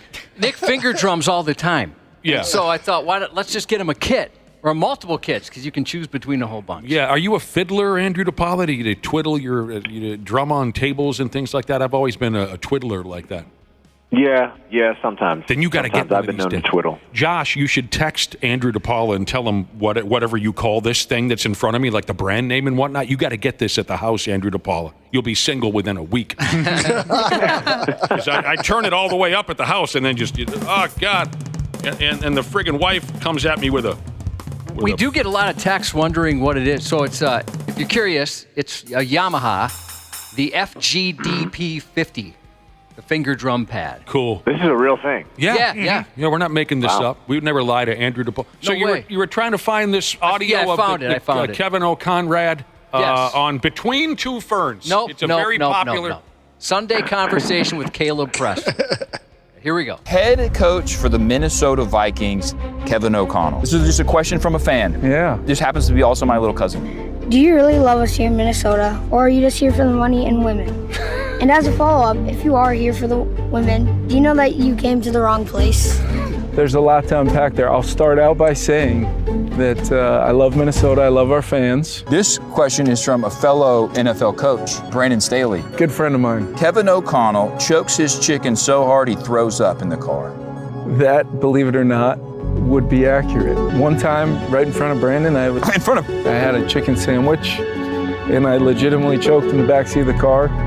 And I looked over at him for help in the moment, and he looked at me and then just took another bite of his chicken sandwich and kept it moving. So that's true. It's true. Okay. Kevin O'Connell chokes his chicken so hard he throws up. So we were all talking about it yesterday, and it didn't seem like Kevin knew what he was talking about, or didn't get the reference. What do you think? Is he like an overly straight-laced dude? Is he so straight-laced that he doesn't understand the reference of choking a chicken? Because we all thought everyone had heard that before. What do you think? I wouldn't say he's straight-laced, but I don't know. It sounds like there's like an actual story there. Yeah, that's with what I him was actually choking. in the car. I mean, maybe he was going, maybe he was like, hey, like, that's a real thing. Like, I actually choked on a chicken sandwich. Yeah. He was treating it seriously. Yeah, he didn't pick up on it. Maybe he has a completely different favorite slang term. Completely different favorite slang term for masturbation. Oh, I'd love to hear a top 5. That'd be fun. That'd be awesome, yeah. How did he get out of choking, though? Like, he didn't finish the story. I don't know. How is he still here today? Yeah. You don't know the rest of the story, Josh? No. Somebody stepped on his chest and punched it out of there? He just worked it out himself, I guess. It's scary stuff. Hey, Andrew, I know you're only 2 weeks into the season, but how does a vacation on a tropical island sound to you?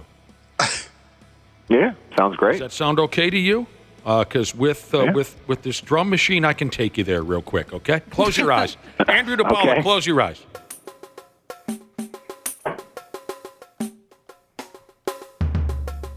Josh, describe to him what's happening. Well, we're all on a beach together. I'm wearing less clothes than any of you are comfortable with. Time out. Can y'all not be there? This is just me. Hey, it's your imagination, whatever you want. Here we are. We're just... Pass me that, what do they drink on? Pina colada. Yeah. For some reason, Wapple has that white lifeguard stuff on his nose. Yeah. You know what's really funny is that's the music I lived to since June 29th. Oh, that's retirement music, yeah. That's retirement music. Oh, you dick. You're right. Ever since June 29th, you've been living that damn... Yeah. That's the music I wake up to every morning. We try to have some laughs around here, Andrew DePaola. What is this now? A listener texted in something about you, Andrew. Okay. Uh-oh. That you and I can no longer be twinsies with our adorable gaps in our front teeth. Someone texted in and said you're wearing braces now. You got your teeth fixed or something like that. Is there any truth to that? Man, how'd they figure that out? Because NFL fans are sick stalkers. That's why. I'm wearing these angel aligners, they're called. The little clear plastic aligners that slowly move your teeth. I mean, is this something you've wanted to do for a while, or what prompted it? No, my wife wanted to do it, and I'm supporting her. So I figured if she's in pain with moving her teeth and having a baby, I'm going to be in pain too. Does it hurt a little bit? Just when you put them in, like, for the first time. So I have, like, I guess they're called trays for, like, the little, they look mouse guard looking things. And I have one a week, and I change them out every week. And then once you change them out, they're, like, pretty tight for the first, like, 3 or 4 days. And then your teeth move, and they feel good. Well, how long do they expect it's going to take until they're touching there? Yeah, you didn't have, if I remember when we met and, seeing you here and there on television, it wasn't anything wildly noticeable. You had a little gap ski. Yeah, I love my gap. Like, I didn't care. I thought it was, not cool, but it just was me. I've had it my whole life. I even talked about, like, keeping it and just moving all the other teeth and more gaps. Creating gaps for every tooth. You were going to go with just the front teeth. That look. Like, then the Bugs Bunny. orthodontist was like, I don't know if that's the direction we go, but so, I was like, all right, fine. What did you ask, Josh? How long of a process is it? Yeah, how long before they think it'll be all wrapped up? Oh, so yeah, I have my first set of trays. I have 30 trays, which is going to be, obviously 30 weeks. I started in June, so this will take me, I think, through the end of the season, and then I think I go back and we do, like, another assessment and then see how many more trays I'll need. So right now I'm just on 30 trays, and then we'll figure it out from there. All right, dude. Well, there you go, but I can't help but feel a little bit abandoned. Because I'm still rocking the same chiclets, from my kindergarten picture. You know what I mean? I hear you. Yeah. Trust me. I always thought, I guess, and of course my folks paid no attention to such things. Most kids' parents would say, well, it's time to get your teeth fixed. My parents never said a word because it would have costed them more than $3. I think I didn't have it as difficult as some other kids. Some other kids really struggle with that, with their general appearance overall. But I know some kids who were really self-conscious about their teeth. I never really cared much about it. There was one trip I made to the dentist when I was about 18 or 19, where they entertained the idea of adding some kind of porcelain setup to close the gap. I mean, I remember having that conversation, and then I never went back. I remember, though, girls would tell me that I reminded them of David Letterman at times, and so I thought that was kind of cool. Yeah. Mm-hmm. The gap tooth vibe, so I'm still there. If you ever go back to it, Andrew, I'll be there for you. He gets it redone. Can you give me the opposite now where they stretch them back out? I used to be able to do like this cool little trick. You spit water in a line right out of your two middle teeth. I'm kind of upset that that's going to be gone. Oh, that is a loss. Dude. I've always wanted to gleek. I've never been able to do it on purpose. Something like that would be pretty cool. So you could do like a human water gun type gimmick. Mm-hmm. Man, no, cool. I never developed any skills with these tombstones that I have hanging out of my yap here. I wish I could whistle with them or do something. There's nothing I can do. I have no superpowers. So when you had a lisp, was that a factor or not related? No, the gap was not a factor when I was young and had a lisp. It was simply because when I was saying my S's, I was ramming my tongue into my teeth as opposed to the roof of my mouth. And that was a very easy fix. Like I've told you before, Josh, I actually was kind of nervous about that. My mom said, well, we're going to send you to a speech therapist to correct your lisp. And I thought, oh, God, I'm going to be there for months and it's going to be painful and boring. It took 3 seconds for the lady to say, stop connecting your tongue to your teeth when you say your S's, hit the roof of your mouth, and the sessions were over at that point. Did your gap affect your speech at all, Andrew, when you were a kid? No, luckily. Yeah, I hear you. Luckily, it did not. Oh, well, yeah, sorry, NFL fans, they don't allow you to have any secrets anymore, Andrew. I guess not. Yeah, I mean, I don't know if I'm going to be better looking without the gap or how it works, but, we'll see. We'll find out. So really, it was like something that your wife told you she wanted you to do? Yeah, so I think she, kind of looked into it. And, we have, some deal through the NFLPA where, you get these invisible aligners, you get, some sort of percentage off if you do, a social media post. Maybe that's where they found out. I did post on social media. And my wife had expressed that she was interested in getting them, just to kind of make some small corrections with her teeth. And I was like, all right, well, I'll see if, you can get the deal. And then when we went to our hometown orthodontist, he had reached out to this company, Angel Aligners, and they had reached back and said, yep, we'll, take care of both of them. And, if they help us out with some social media posts and do some content stuff for us behind the scenes. So there you go. Yeah, cool. Yeah. You did. Randy Shaver, Brad Ryder, you guys have braces or retainers or anything when you were kids? I had braces for 3 years from the time I was in 7th grade all the way through 9th grade. Is that an extraordinarily long time? Not if you ask my brother. He had his from 13 to 17, 18. Yeah, 4 or 5 years, I think. I think I had mine for 5 years. Yeah, he had it all of high school and all of middle school. And it's not like you're not going through other changes in life between 7th and 9th grade. Yeah, exactly. That wasn't the most ideal time. Between the pimples and the this and the that. Yeah, hormones. Right. Brad would just cry on his way to picture day. Every day. Yeah. So, really, what's the average amount of time someone wears braces when they're a kid? 3-4 years sounds extraordinarily long to me. I think usually around 2. Yeah, I'd say a couple. And sometimes you can go in phases, right? Where you'll have them, like my stepdaughter did that. She had it for a couple years, and then they gave her a break, and then they put them back on. Oh, Brad, did you ever get them? Did you get the braces caught up in the hay bales ever? Growing up there? No, didn't get them caught up in the hay bales. No. Trying to figure out how I would ever do that. But, yeah. I'm picturing it. Maybe one of the cool kids threw a hay bale at you. For the city kids listening, they would think, well, didn't he eat hay for breakfast? No. You're out there. You're baling hay. It's in the air. You throw it up on the wagon. Yeah. Oh, man. Someone throws it at you. And somebody else texted and said that you have a great story about the kicker getting to the stadium. you familiar with what that means? Yeah, so Will, our kicker, if you haven't seen him, go ahead and pull up a picture of Will. He doesn't look like your prototypical football player. I've seen him at Walmart. Yeah. So every stadium we've been to, including our own, he's been stopped from going on the field because the security does not believe that he's a player. So he's in uniform? He's in uniform? Usually it's like pregame when you go out, in your shorts and t-shirt, your Vikings shorts and t-shirt. Sure. So yeah, he's not in uniform yet. But even here at the facility, security stopped him and asked him who he was with. Hey, where are your parents? Dude. Yeah, where's mom and dad? Yeah, it's hilarious because he just gets more mad and frustrated. Like, God, they don't think I'm a player. And I'm like, can you blame them?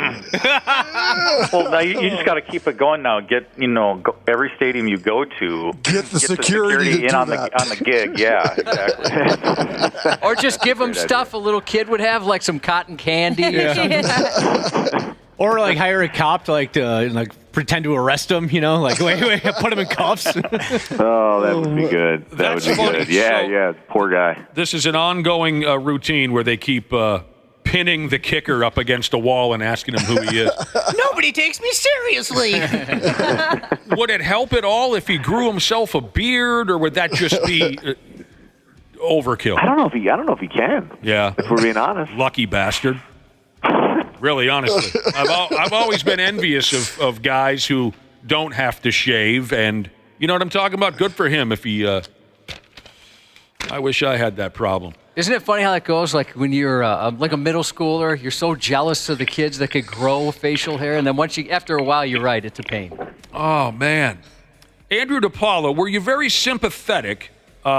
If, I imagine, you did see the video of the Green Bay Packers center last Sunday who vomited on the football before he snapped it to his quarterback. I did see the video, and I wouldn't say sympathetic is the word I would use for how I was feeling. Man, what a tough spot that dude was in. He yaks on the football just seconds before the quarterback wants the damn thing. He does his job, and the quarterback, from what I understand, meant to throw a pass, but he couldn't because the ball was all the ball was covered in the center's friggin' breakfast. God. That's gross. Man. That's gross. Yeah, I don't know. Was he just was he sick? Was it nerves? Was he just tired? I'm not sure. Does anyone know? No? We were wondering the same thing. I think when the story first broke, I said, and I think this is true, vomit is playing a greater role in professional sports these days than I ever anticipated. We're seeing more and more athletes vomiting on the field, and so maybe you would be able to answer this question. Is there something about the fluid intake or the protein intake or something that your team nutritionist is pushing on you guys that's making so many of you splash on the ball field? I don't think so. No. You haven't. No, I don't think so. Well, yeah. So we don't have an answer. We don't know what was wrong with the guy. All right. What else is going on around here for Andrew DePaola? Oh, be on the lookout now. Be wary of this. Derek Carr of the New Orleans Saints was fined $14,000 for a crotch grab celebration when the Saints were playing the Dallas Cowboys last weekend. So if you have something to celebrate out there, Andrew, maybe keep it kind of subtle. You know what I'm saying? Yeah. They say don't go towards those private part areas. Just keep it above the waist. Yeah.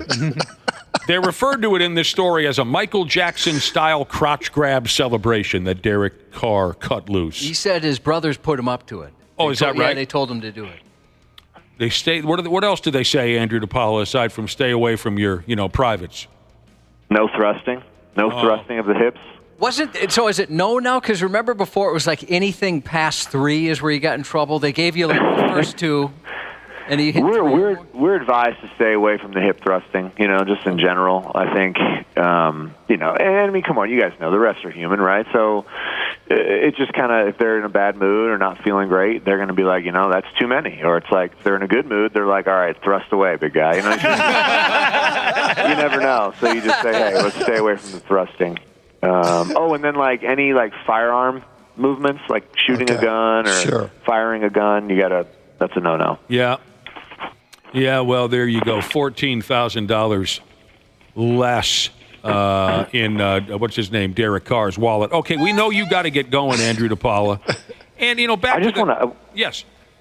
Did Derek Carr's brothers pay the fine if they put him up to it? Oh, good question. I haven't seen. Because they know he's going to get fined. Absolutely. Yeah. Boy, that would be... I don't know about... I don't know what Derek Carr's brothers do for a living, but they're probably not raking down the same dough. That I don't think they make what he makes. We know you got to get going, Andrew DePaola, but damn, we've had fun again talking to you. You got Sunday's game against the Houston Texans. We wish you all the luck in the world. Keep your breakfast down while you're snapping that football. I'll do my best. Always a pleasure, guys. Thanks, you. broski. Yep. Thanks. Andrew DePaola. What was that? I don't know. That's kind of fun when things like that happen. All right. What else is going on? Let's pull a young lady into the mix for Purple Pick'em. Stupid idiot dudes can't seem to get it right. Where's Daphne? Hi. Hi. What are you doing? Sitting in my car waiting for a tow. What are you doing? Oh, no. That's no way to start the day. What happened?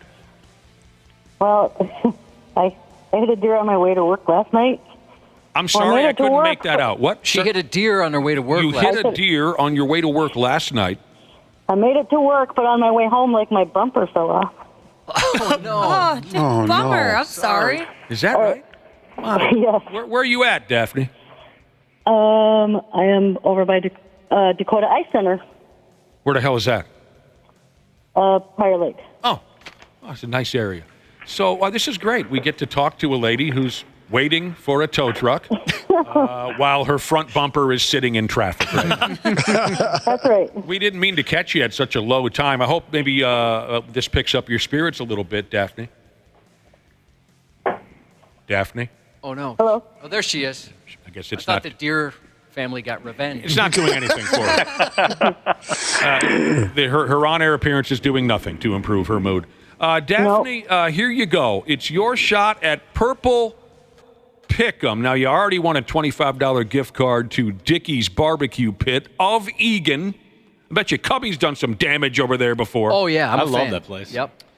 And now it's time to see if you can do some damage with Sunday's game. What we need, Daphne, a prediction for the halftime score of that Minnesota game. All right. Minnesota 14, Houston 10. Mm-hmm. And what about the old final? Minnesota 24, Houston 27. A loss for the Minnesota team. Daphne predicting a defeat, which will be the first of the season for who, Josh? The Minnesota team. I like the courage. I like the originality of that answer, Daphne. Boy, each loss, that hurts their chances of going where?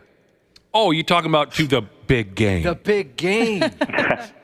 If you get the halftime score correct, you win $1,000, Daphne. If you get both halftime and final, it's $100K and a trip to that big game that we were talking about, where this year they're hosting it in New Orleans. Thank you very much, Daphne, for your call, and good luck with this mess with you hitting the deer and the bumper out in the road and all that.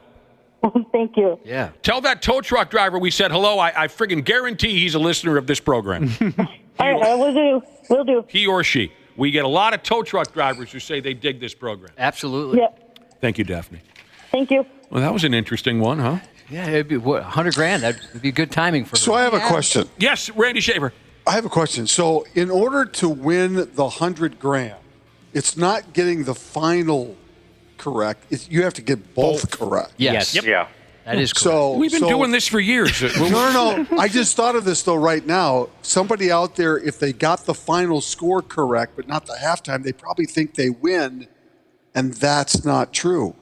Oh. I guess I thought of it that way, that, if I get the final score Randy right, then I Shaver, win. I misspoke. It's if you get the halftime or final. Okay, now, I hate that you've done this on air. Why did you do this on air? because now you've made me doubt what I know about this contest. Okay, Well, somebody help me. I think if you get one or the other right, that is you get correct. $1,000. Yes. Yes. If you get them both right, then you get 100,000, and you get to go to the big game. I misspoke. I Okay. misspoke when we had Daphne on the phone, and then you had to throw a pipe wrench, and then I doubted everything that I thought I believed. If you don't get the halftime score right, but get the final score right, you win $1,000. Yes. Yeah. Here comes Plumber Randy throwing his wrench in things. Oh my God! I've never heard that. Is it a crime to get clarification? Yes. He's a newsman. Even though he's retired, he's a newsman. He wants the truth. I'm listening to your words. I'm trying to figure out what it means. Just throw some dick jokes into the mix, you know what I mean? That's why you needed to retire, because real journalism left about 10 years ago. So. Yeah, you're right. I mean, what you did there was you scared me. Suddenly I thought, oh my God, I don't know the rules to this thing. I'm just thinking if I don't get the halftime score right, but I get the real score right, I win $100,000. Nope, that's not how it works. Thank you, and sorry to the people at Xfinity Mobile who bring us Purple Pick'em every week. Every week. All right, big things last night in Major League Baseball. Well, first off, Shohei goes, comes completely off the give me a go ahead, Cubby. Rocker. Right, he goes off his rocker. He gets into the 50-50 club. We all knew he was going to get there eventually, which means 50 home runs and 50 stolen bases in the season. But there's no way anyone would have predicted that last night he would have hit 3 dongs to get there with 2 stolen bases, a 6-hit game, 10 RBI. It was something that we'll probably never see again. Ohtani sends one in the air. The other way. Back it goes. Gone! One-of-a-kind player. One-of-a-kind season. Shohei Ohtani starts the 50-50 club. And there you go. If there was any question of whether this guy is the greatest baseball player of this generation, no, there was never.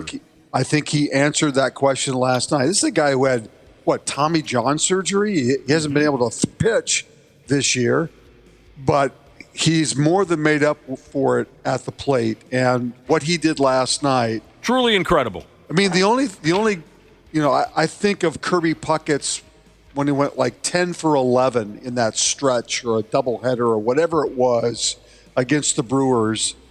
To me, that was one of the greatest stretches of hitting that I can remember. But this last night passes that. And just not only, the 3 home runs and the 10 RBI, but also the significance of reaching the 50-50 with that kind of game. That's amazing. Like I said, truly incredible what happened last night. That was an all-timer beyond imagination. The Twins' misery in Cleveland continues. Thankfully, they're out of there. Now they're going to Boston. I mean, another walk-off win for the Guardians. It just hurts like hell to watch this happen. To right. Ramirez around third. Wallner spins, fires. Ramirez scores. The Guardians are postseason bound. They walk off the Twins once again. 3-2 the final in 10. And the Twins lose in just gut-punching, heartbreaking fashion. Once again to Cleveland. It's happened all year against this Guardians team. He's right about that, whatever that dude's name is. Gut-punching and heart-breaking. What can you say? Now they're tied with Detroit for that final, how do you call it, wild card spot. Yeah. They got to get it done in Boston. They are and they aren't because they hold the tiebreaker on the Tigers. Right, right. So they are considered still the wild card team. Good point. I forgot. Dick Bramer told us that earlier this week. But also, let's not forget, though, the Tigers get to finish the season. Don't do it. Don't. I was going to bring that up again. No. Boston tonight. And Boston is absolutely desperate because they have blown opportunities to catch the Twins in the last 2 weeks, and they now get a 3-game series to get themselves back in this wild card chase. So the Red Sox are going to pull out all the stops in the next 3 days because their season's on the line this weekend. And the Tigers go to Baltimore, so that's not going to be easy for them. But Seattle is sitting 2 back as well. I mean, you could very feasibly Monday morning wake up and have like 3 or 4 teams within a game of each other for this thing. This collapse is very much like 2022 when the Twins were, in the playoff chase and doing well middle of August and then completely collapsed down the stretch to go, I think, 16-29. Right now, since mid-August, they're 10-19, the third worst record in baseball. And they are, again, heading down a road where they could easily give up that final playoff spot if they don't start playing better. The Tigers have to have one of the best records in the league since the All-Star break. Yep. They're like, in the last 34 games, I want to say there's something like 27-7. Yeah. Something like that. Yeah. All right, you dirty bastards. We're a little late, but we can still make it work. The 169th episode of Dad Fights. Hit it, Kermit.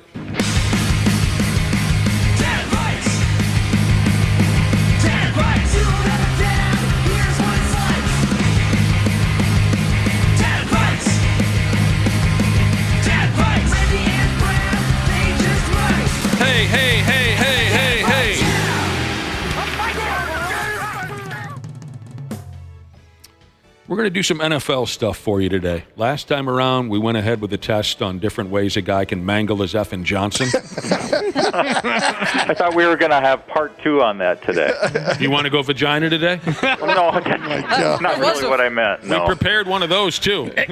I'm sure you did. That was fun. We're going to act our age for this one, some NFL stuff. That's where we're going with this edition of Dad Fights. If you're new, Dad Fights is a straight-up trivia battle. We try to toss one of these into the mix on Friday mornings for you now and again. Randy Shaver over there and Brad Ryder going head-to-head. We're going to see who has the big brain today. Okay, NFL stuff. Touchdowns. That's the name of the game, right? Get your ass into the end zone. Score a damn touchdown. Check out the big brain on Brad. There have been players over the years in the National Football League that have scored 6 touchdowns in a game. A few of them. There are a few more players that have scored 5 damn touchdowns in one NFL game. Now, from what Danalysis tells me, 75 effing players have scored 4 touchdowns in a game. That's a lot of players. Today, for Dad Fights episode 100 plus 69, we're going to quiz you 2 pukes on some of those players who have upped and scored 4 touchdowns in one NFL game. The fellers who have scored 4. There were plenty of names to choose from. On the list of dudes who have scored 4 touchdowns in a game, there are plenty of names to choose from. So that's kind of why we're going 4. Also, by doing 4 instead of 5 or 6 touchdowns, we wouldn't have to go back to the effing 50s. As a matter of fact, the players we've tossed into this year's contest, the furthest we go back, I believe, is 1994. So you don't have to worry about remembering, Night Train Lane or some dude that's been dead for 60 years. Oh, shoot. 4 is the number we're going with. 4. Listen up now. Listen, are you both listening? No quarterbacks. Yep. Did you hear me? So no touchdown passes. No quarterbacks. No. There are so many damn quarterbacks who have tossed 5, 6, 7 touchdowns in a game. We decided we don't want to deal with that. No quarterbacks. So be thinking running backs, wide receivers, maybe a tight end ski. We will guide you to the correct answer, the correct player, with all the information and hints that you need. We'll give you the year. We'll give you what kind of touchdowns they scored, like rushing or receiving. We'll give you the team they were playing against. We'll, of course, give you the team they were playing for and their jersey number. We're more or less handing it to you, by God. Any questions? No. All right, you guys know how Dad Fights goes. It's a head-to-head thing, and you want to shout out, be the first to the correct answer. If you're correct, you'll hear the bell. Or maybe I'll play a drum fill if you're correct. Yeah. I'll go. If you're incorrect, what are we working on here? If you're incorrect, we might play the sound of Josh pulling a suction cup dildo off of his bald head. It sounds like that. That really happened a few days ago. It's kind of tough to hear. So what else were you going to throw in there, too? I'm just doing that one today. That's it. Okay, you have to crank it. Yep. You're really cranking. Yeah, really crank that dildo. You can steal 10 challenges plus a tiebreaker. You get suction cup. No, what am I saying here? Sits on babies' sheezes. Go ahead. What's up, brother/sisterhood? This is Sits on Baby Sheezus, hailing from way out in Winstead. Randy, I just want to say congratulations on such a great career. I think I speak for everyone when I say I am so happy you found a creative outlet in your sculpting and pottery. Can't wait to see what you come up with. And Brad, yeah. Wow. Anyway, if you two fart knockers could just keep the whining to a minimum today, that'd be ideal. This is Dad Fights. 100 plus. That wasn't very nice. Wow. Way to shake a guy's confidence. Do they rival Clara City? Is that why she's I don't know. Maybe we beat them bad in baseball one year. Where the hell did she say she came from? Where's she from again? Winstead. Oh, yeah, we did, actually. So Brad, don't allow your feelings to be hurt by someone from Winstead. I probably went deep against her boyfriend or husband or something. Yeah, Sits on Baby Sheezus. Thanks for the intro, but that was pretty mean. We're nothing but positivity over here. Fools who have scored 4 touchdowns in one NFL game, right, Cubby? That's right. The year 2013. This player had 4 receiving touchdowns and a 35-28 win over the Chiefs while playing for the Broncos. And Eric Decker. Eric Decker is correct, wearing jersey number 87. 1 for Randy. Mm-hmm. Eric Decker, the Pecker Wrecker, they used to call him. I'm kidding. They never called him. Wow, I was going to say, that's some new news. They never called him that, Wapple. That was a joke. Learn a lot during Dad Fights. The year 2000, then 2. The dude scored 4 rushing touchdowns in a win over the Cleveland Browns. The team he played for, the Kansas City Chiefs. Priest Holmes? I had him in fantasy football so many years. That's 1 for Brad Ryder. Love that show. That's great. Priest Holmes was unbelievable. He was. He was a touchdown machine. Yeah, he was. Yeah. By the way, we're not planning on doing much for Danalysis during this contest. We kind of want to get through it. It's Friday. We got a guest coming in. But it is notable that the Chiefs made history during Week 7 of the 2004 NFL season. So 2 years after Holmes scored 4 touchdowns in a game, they set 4. Jesus Christ. They set a record. Priest Holmes and some dude named Derek Blaylock each rushed for 4 touchdowns in a win over Atlanta. The same game? Yeah, according to Nick Alisis, they each scored 4. That's crazy. Nicopedia.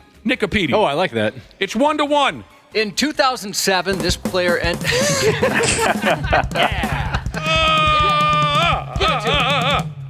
I felt like Dave Letterman for a second. Yeah. Settle down, Paul. In 2007, this player ended with 4 receiving touchdowns and a 28-23 win over Washington. He was a Dallas receiver. Terrell Owens. That was Brad. Yep. Brad with correct answer. T.O. I'm going to try to mix up the sounds here to have a little fun. Brad Ryder got that correct? He did. Congratulations, Brad. Thank you. You're smarter than anyone who's ever been from Winstead. Check out the big brain on Brad. Terrell Owens, he said, huh? All right. That makes it 2-1, Brad. Am I correct about that? Correct. Mm-hmm. The year 2000. The effing guy, he was a running back. He made 2 rushing touchdowns and a pair of receiving touchdowns in a loss to the Miami Dolphins, the team he represented, the Green Bay Packers, the jersey number 25. Dorsey Levens. God, help us. Wow. Ooh, yeah. You guys are whooping ass. Yeah, Dorsey Levens. Haven't thought about that guy in a long time. Long time, Cubby. Been a while. Yeah. 2003 was the year he pulled off a pair of rushing touchdowns and a pair of receiving touchdowns in a 28-8 win over the Oakland Raiders. The Denver Broncos was this running back's team, and 26 was his number. Clinton Portis? Good one. Check out the big brain on Brad. Good one. Clinton Portis. Wow. Good one. Wow, you guys are... What's the score, Wapple? Until the two of us played a lot of fantasy football over the years. Exactly. Yeah, that certainly helps. Oh, what's the score? 3-2, Brad. Oh, it's a close one. It's a close one. Yeah, how close were you to hitting the suction cup dildo pull off? I was like 4 seconds away. We may not need it. No. We may not need it. That's always nice when you don't have to bring that in, right? We are now back to the Oh, there's a rave going on. It's the year 2007. In the year 2007, this prick scored 4 receiving touchdowns. Randy Moss, just because you said prick. You gave it away. Context clues are important. And receiving. Oh my God, Josh! It's the rebel forces. Call in the helo. He's right, Randy Moss, who is a former Viking. Really? He's a former. Yeah. There you go. 4-2, Brad? Yes. Come on, Randy Shaver. In 2006, he scored 3 rushing touchdowns along with a receiving one in a 24-10 win over San Francisco. His team, the New Orleans Saints. Reggie Bush. Reggie Bush. Kim Kardashian. Strong guy. Because they used to have sex, right? They did. Oh, I didn't know that. Yeah. I'd be A1 from day one. Well, they dated. I guess I can't confirm whether or not they had any naughty time. Bring your ass. Randy Shaver. Randy Shaver was on that, wasn't he? Yeah, he was. So it's a close matchup. 4-3, It's Dad Brad. Fights Part 169. We're rolling through players who have scored 4 touchdowns in one NFL game. And it's a close score, 4-3 in favor of Brad. The year was, we're going back to 1996. Let me find something that might sound like 1996. Oh, do like the dubstep type of thing, like a corn, something out of corn. Oh, God. Oh, yes, you're right. In the late 90s, everything, the music was so bad.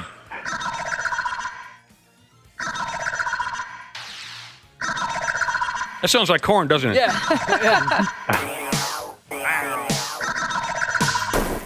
Oh. What's going on outside the studio? That's not good. What was I saying? 1996. This guy was a pimp of a wideout, underrated. He caught 4 touchdowns in a win over one of his former teams, the Miami Dolphins, and he did this while playing for the Philadelphia Eagles. Irving Fryer? Irving Fryer, he says. Irving Fryer. I need to find something. I need to, how do I do this again? How do I do this? That's right, Brad Ryder. How the hell did you get Irving Fryer? Again, I played a lot of fantasy football when I was younger. I was a big fan. 5-3 Brad, right? Finish him. This could be it. This might be it. The year 2006 saw this player get 4 rushing touchdowns in a 49-41 win over Cincinnati. He was playing for the Chargers. LaDainian Tomlinson. Fatality. You win.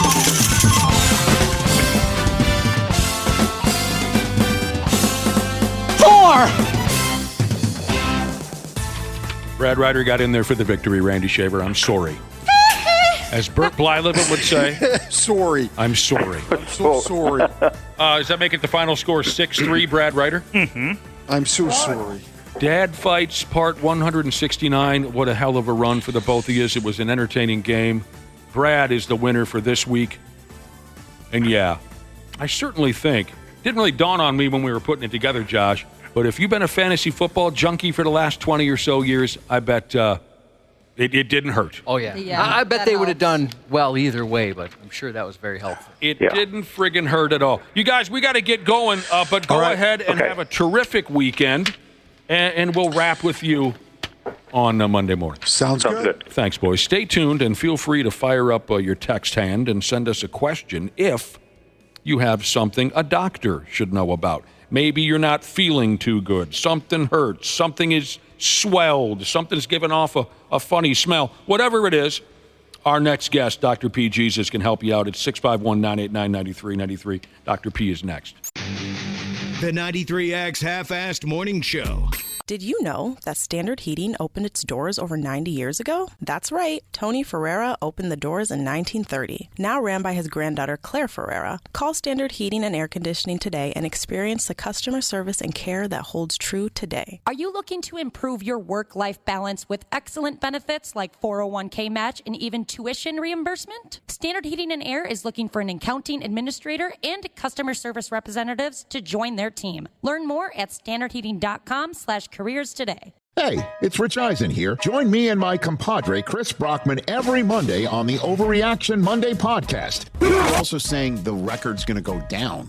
I'm saying the record's going down anyway. The guy. I don't think you're off on this at all. Like, you're spot on here. I don't think this is an overreaction because we have no idea what we're reacting to. Come react or overreact with us. How would you say that? An overreaction, sir. Overreaction Monday. Wherever you listen, it's game over. Over, man. Hi, everybody. Dr. P. Jesus, welcome to the Half-Assed Morning Show. 93X. Here he is in studio. Dr. P. Jesus, by God, we dig it when you swing by. And we dig it when our listeners can go ahead and text in some questions for you. 651-989-9393 if you have a question for Dr. James Parnell. How you been, man? Doing just fine. You're jealous of my drum machine, aren't you? I am, actually. You were very curious. I'm incredibly jealous, and you better keep an eye on it when I leave. You like all that kind of stuff. I do. You like the techie, music-y. I do. Is that how you and Josh maybe first bonded, your love for tech? That's something we definitely bond over. Yeah, for sure. Yeah. I mean, I play drums, not particularly well, but I started actually 20 years ago. Wow. It was cool. I had always wanted to play drums. I signed up for some lessons at can you think of it? What's like the main place you go? Newt Capet? Or like Schmidt. Schmidt Music. And I got linked up with this dude, Blake Seabolt. He is the drummer for Hairball. Oh yeah, dude, sure. He's freaking amazing. Yeah, he is. I mean, I didn't know who he was at that point at all, but he was doing that as a side gig, I guess. And I've seen him in person. He's amazing. That dude can get her done. He is like, he's so funny. At least then, he had really long hair. So Blake, out there, give you a high five, baby. He had long hair. He just looked so like, metal, and you wouldn't. But he was like the most precise drum teacher. Like, yeah, just very. You still have a kit? I do. I've sort of traded between like an acoustic kit, which I ultimately gave to my family in Ohio, so that my nephews could drive my brother crazy. Cool. And I have an electronic kit, a Roland that I've had for a long time, so that I can. Those are a blast. It is great. I mean, because you can do the same thing that you've got Yes. there. Yes.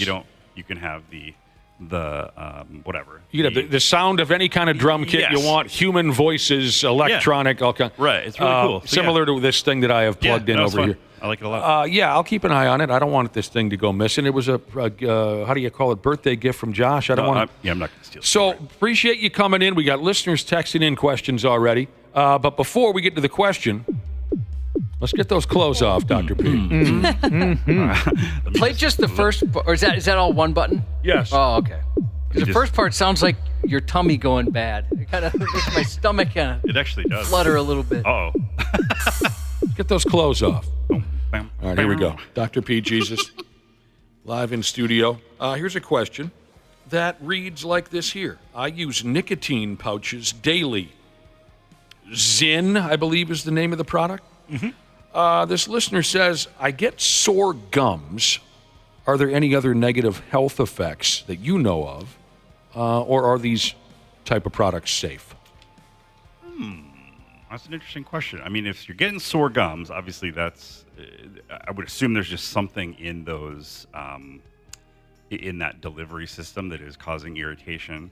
I mean, it's interesting when we think about tobacco stuff, when you separate the tobacco part from the nicotine stuff. And I think, without a doubt, if you have to choose one, going with nicotine, if that prevents you from chewing actual tobacco or smoking actual cigarettes, is going to be a safer option. But I don't know particularly whether nicotine itself causes some of the dental problems that can happen with smoking. I bet it is, I bet it can increase the risk of oral cancer by having that thing in there all the time. And anything that causes irritation, inflammation, and there's healing going on, you're kind of, it's the same idea as like getting a sunburn all the time. When our bodies are healing and when there's damage to cells, there's the potential for one of those cells to kind of lose a little mechanism that controls its growth, and that's how cancer starts.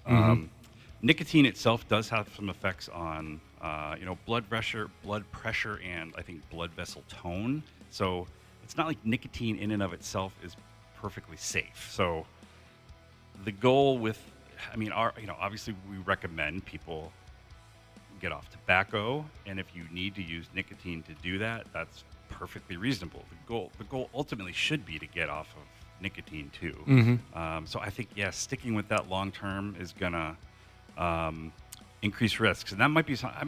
I'll look that up at the break and just come back with.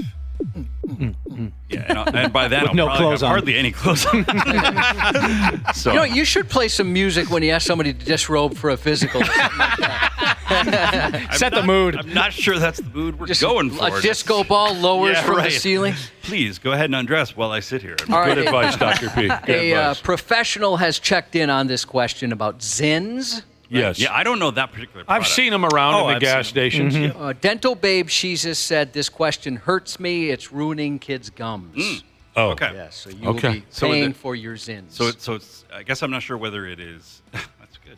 My God, you're clever.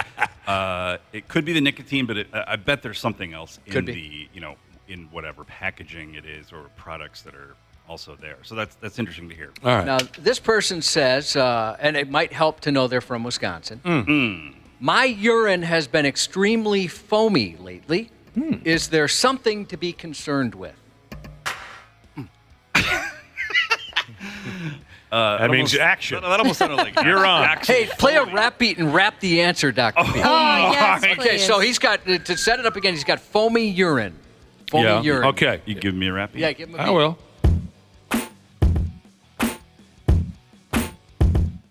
If you've got foamy urine, you don't know what to do, come call Dr. P on the radio. That doesn't rhyme, but don't you worry. I'm going to come up with a jingle time answer. Okay.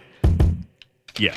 I remember we talked about foamy urine one other time. I enjoyed the hell out of that. We've covered foamy urine afore. We have. I actually think about this answer because Waffle's been my covered in speculation foamy urine. was that it was, well, particularly in the morning. That's where I get mine. Men tend to have, maybe all people do, but we're standing up, so we tend to see it.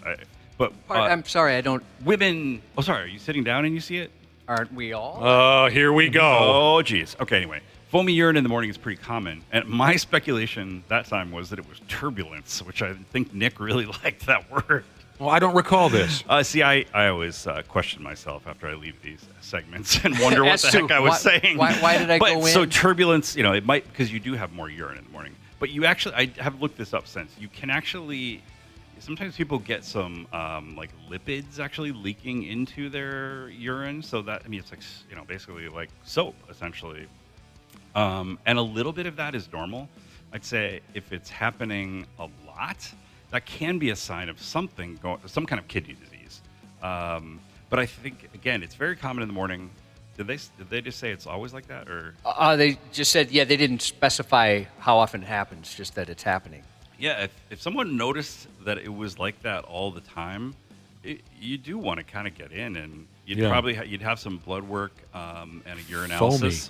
If it's yellow, you let it mellow. If it's foamy, you gotta show me. You got it. Yeah. That's what a doctor would say. If I could have wrapped that, I would have. Darn. But you were on the spot. Well, you can wrap it. If it's foamy, gotta show me. If it's foamy, gotta show me. If it's brown, flush down. By the way, softball mom Jesus thought that was amazing, Dr. P. You did a great job. Man, I didn't say nothing, I guess, right? Ablation is coming into play this morning, Dr. P. Jesus. My dog just had one of those. Ablation? Yeah. I'm sorry, did I say it wrong? I don't know. Ablation? Ablation? Which one? I thought it was ablation as well, but You're the no doctor. You professional. don't know what word we're talking about? Well, you haven't said what it is. Oh, okay. I thought maybe you would just know everything there is to know about ablation or ablation. 26-year-old male is texted in, and we appreciate that. The more information, the better here. 26-year-old male, looking into nerve ablation or ablation in my lower back. Okay. And he wraps up his text by saying, or asking, how safe is that bitch? Nerve ablation in lower back. Yeah, so ablation is the word. That, Okay. Which basically means, typically we think of it as sort of burning a nerve, which can be, it's usually not done with fire. It's done with occasionally. Fire, it's usually done with it's called a radio frequency ablation, so a really high frequency, like ultrasound thing is stuck in there. And he said low back.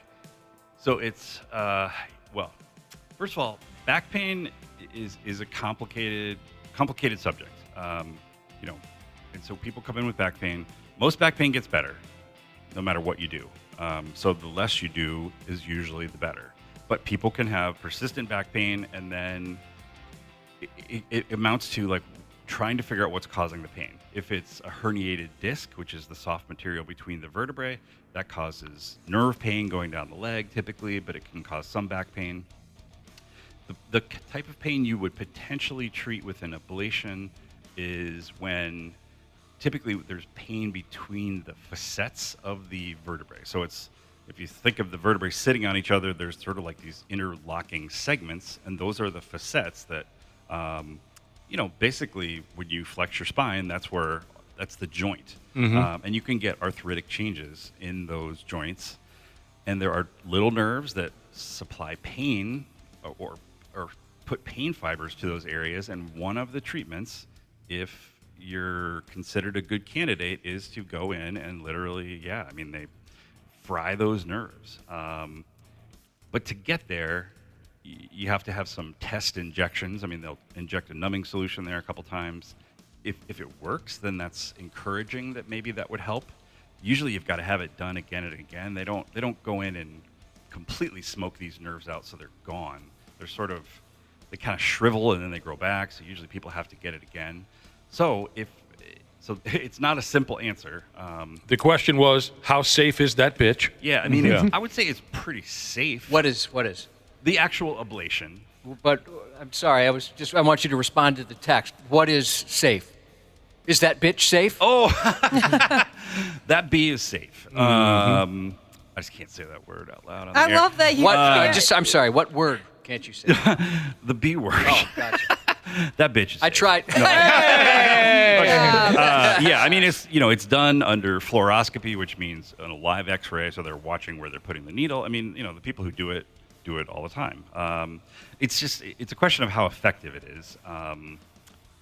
So it's usually something people have arrived at having had a pretty long road of back pain where they've, maybe had an injury, had physical therapy, they've probably had other injections, they've had MRIs, they've talked to a surgeon, and your goal is to try to avoid surgery if you can. So in that sense, it's a reasonable thing to explore. Well, Coffee Needed Jesus, good friend of the program, said that it saved her lower back, getting those ablations. Ablation. Yeah. We got Dr. P. Jesus in studio here answering health questions from our glorious listening audience. Josh, is there any kind of a vibe you'd like me to create with this drum machine when you ask your next question? Do you mind us putting you on the spot again? Oh, my God. Who, me? Rap? No, Dr. P, you want to wrap your answer? Oh, you want to wrap it again? I could try, but it's tough. It's so fun though. Or maybe just, how about this?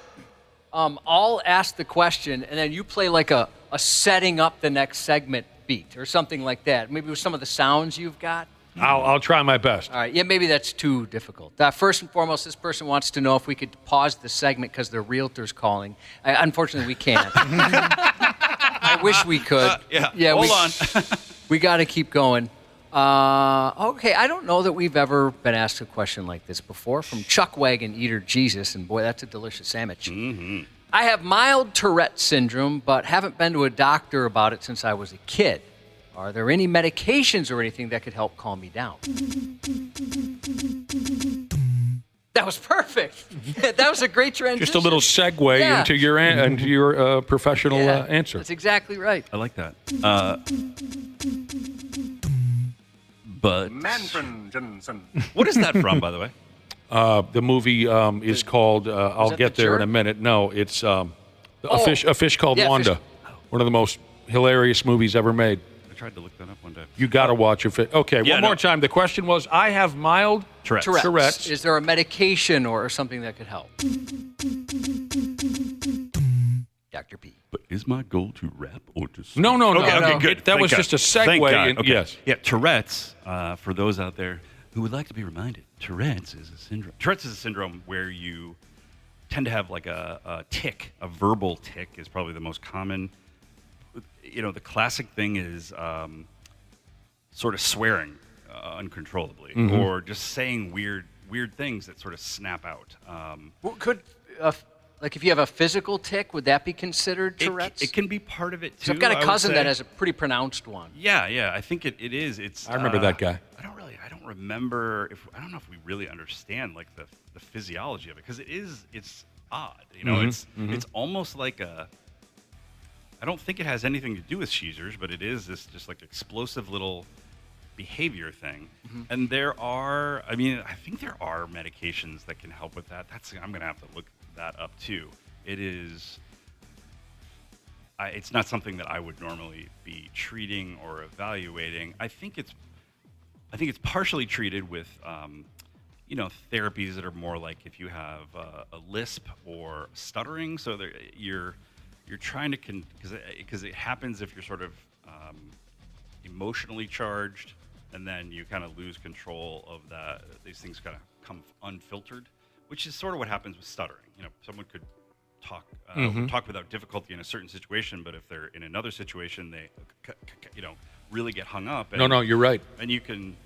So that's how I tend to think of it being treated, but severe Tourette's possibly has a medication treatment. If it's mild, it's hard. I would think you would absolutely want to try for, more of like a behavioral therapy kind of thing. Yeah, I was just going to ask if there's like a known spectrum, because Roastmaster Jesus said that he says inappropriate things at the wrong time pretty much every day, and he went and got checked out, and he said it turns out he's just an a-hole. I was going to say, there can be another reason for that.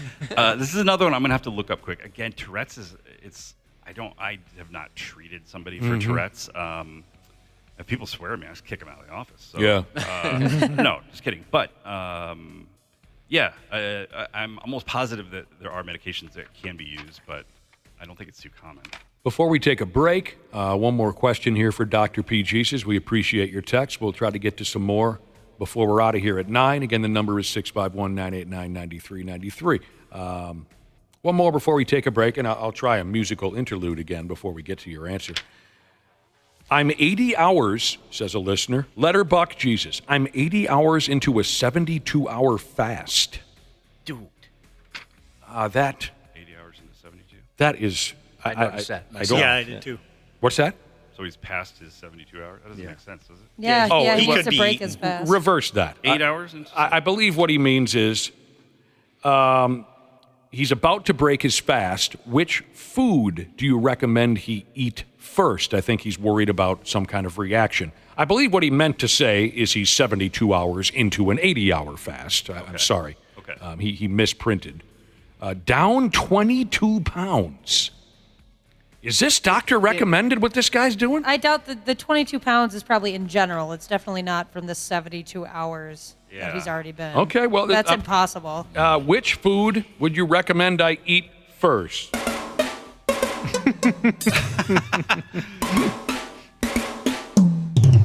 Well, let's start before you give your medical opinion. What is your favorite food? After a fast or just in general? I love apples. What? Come on. I do love apples, but seriously, like pizza and ice cream is probably not necessarily on each other, but would that be a bad idea to hit something like that? I would think like a saltine. I would think a single cheese. I would think an oyster cracker. I would think huge and fat-filled would be bad. Yeah, I think a small amount, right, of whatever you have. Yeah, and probably a little bit of, yogurt. Don't get the jalapeno barbecue pizza rolls, followed by a Kit Kat. That willpower is impressive. Yeah, it is. Can someone tell me, why would someone fast for 80 hours? It resets your system. I used to do that quite a bit. And I would always break it with like a serving of veggies or a serving of fruit. You literally did multi-day fasts? 72 hours, 3-day fast. I can't fathom doing that. I would have to be checked into a facility. I would go 72 minutes. After the first 24 hours, it it's like cakewalk. My it's wife, it's really easy. Really? She gets hangry. She's a completely different person. I mean, completely different. To the point where now she carries food with her, right? Because she just is. You can't be around her when she hasn't eaten. Ashley, were you like that? I mean, Nick, your brother is a big powerlifter guy. Yeah. And so when I used to hang out at gyms, I knew a lot of guys that would go compete and things like that. They think they're tough guys. When they were cutting weight, they were dicks. Yeah. I mean, so tough to be around. Miserable. Just their whole personality. I can't imagine going through something like that. I got more irritable, definitely. Like, I could tell a drastic change in, like, how much things just irritated me. Yeah, maybe the reason to do a fasting like that is if you're sort of tired of your life and you just want to clear out the people around you. Yeah. Good point. Make yourself just intolerable. Right, Nice. yeah. All right, we got to take a break here. I got a text message from Taze Wapple again, Dweebus. Dr. P was mentioning earlier that he got drum lessons from a fella named Blake Seabolt, who's the drummer for, how do you say the name of the band again? Hairball. So Taze Wapple again, Dweebus texted in to say, you guys got to get Blake Seabolt to come in to your show and do some drum fills. I know him well. It would be lit. Dude, what I'm doing over here is lit. Yeah. I might still have his contact information. I think I do. That'd be a fun bit, having professional musicians come in here and play that thing. We should just get a whole setup. I mean, all those nighttime shows have a band. Kiss my ass, Blake. That's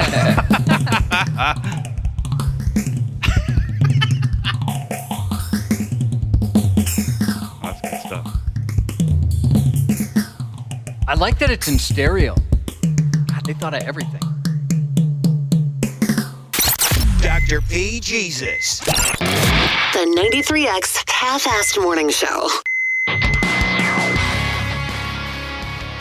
Dr. P. Jesus is here. There he is, right in our studio, helping folks who are texting in to the radio program. 651-989-9393 is our text number. Oh, we got time for a couple more questions and maybe some more fun sounds out of my new drum machine. Here we go, Dr. P. A listener says, I've always wondered if donating plasma consistently is bad. Is bad. I can't hear my machine now. Oh, no. Oh, that's my fault. Here you go. 3, 2, 1. That's creepy. I mean, 1, 2, 3. It's a good question. Is donating plasma consistently bad? I think as long as you are honest with them and tell them how often you're doing it, you're fine. I mean, just, donating any blood product, ideally they have it on a schedule that, they have it on a schedule that hopefully doesn't deplete you beyond your body's ability to repopulate those cells and fluids and stuff. And they usually, I guess I'm actually not sure what for donating red blood cells, they test your level to make sure you're not anemic. I'm not familiar with what they do for plasma. And that's plasma you can still get paid, right? What's your record in a month, Josh? You used to give bloods. Oh, yes. So I gave plasma 2-3 times a week. Did you really? And they'd say, when's the last time you gave plasma? I'm like, boy, I don't even remember. Okay. It's been a while. That's what my buddies did, too. That's insane. 2 or 3 times a week. So I would encourage people who do it to be honest with the facility where you're donating, because, I'm sure, I don't know what the actual guideline is, but... Did you feel like garbage? Oh, yeah. I would think. Absolutely. You probably looked like yellow. I was see-through. Yeah. Yeah. Yeah, my veins just looked like straws. There was no color, nothing. And you just straight up did it because of the payday. Yeah, I needed the cash. I have one of the vet clinics that I have taken the foster puppies to. I've been there first thing in the morning, and there's a plasma clinic like right in the same shopping mall, and the line's like out. Well, there's a line of guys waiting to donate first thing in the morning. It looks... Well, I won't say what it looks like. It looks like a bunch of guys waiting to donate plasma. That's exactly what it looks like. And speaking of dogs, I should just bring up the foster dog thing really quick, because I know people always wonder about, I'm just kidding, I don't know, but I have another foster dog now You might have heard of him. His name is Google. I mean, it really You is. have a new foster dog named Google. Yes. How's Google doing? He's doing okay. He's a lovely lab mix. This is with Warrior Dog Rescue. But I and Google and a bunch of other dogs will be at Wooden Hill Brewing Company tomorrow from 12 to 3. Bush Lake Road in Edina.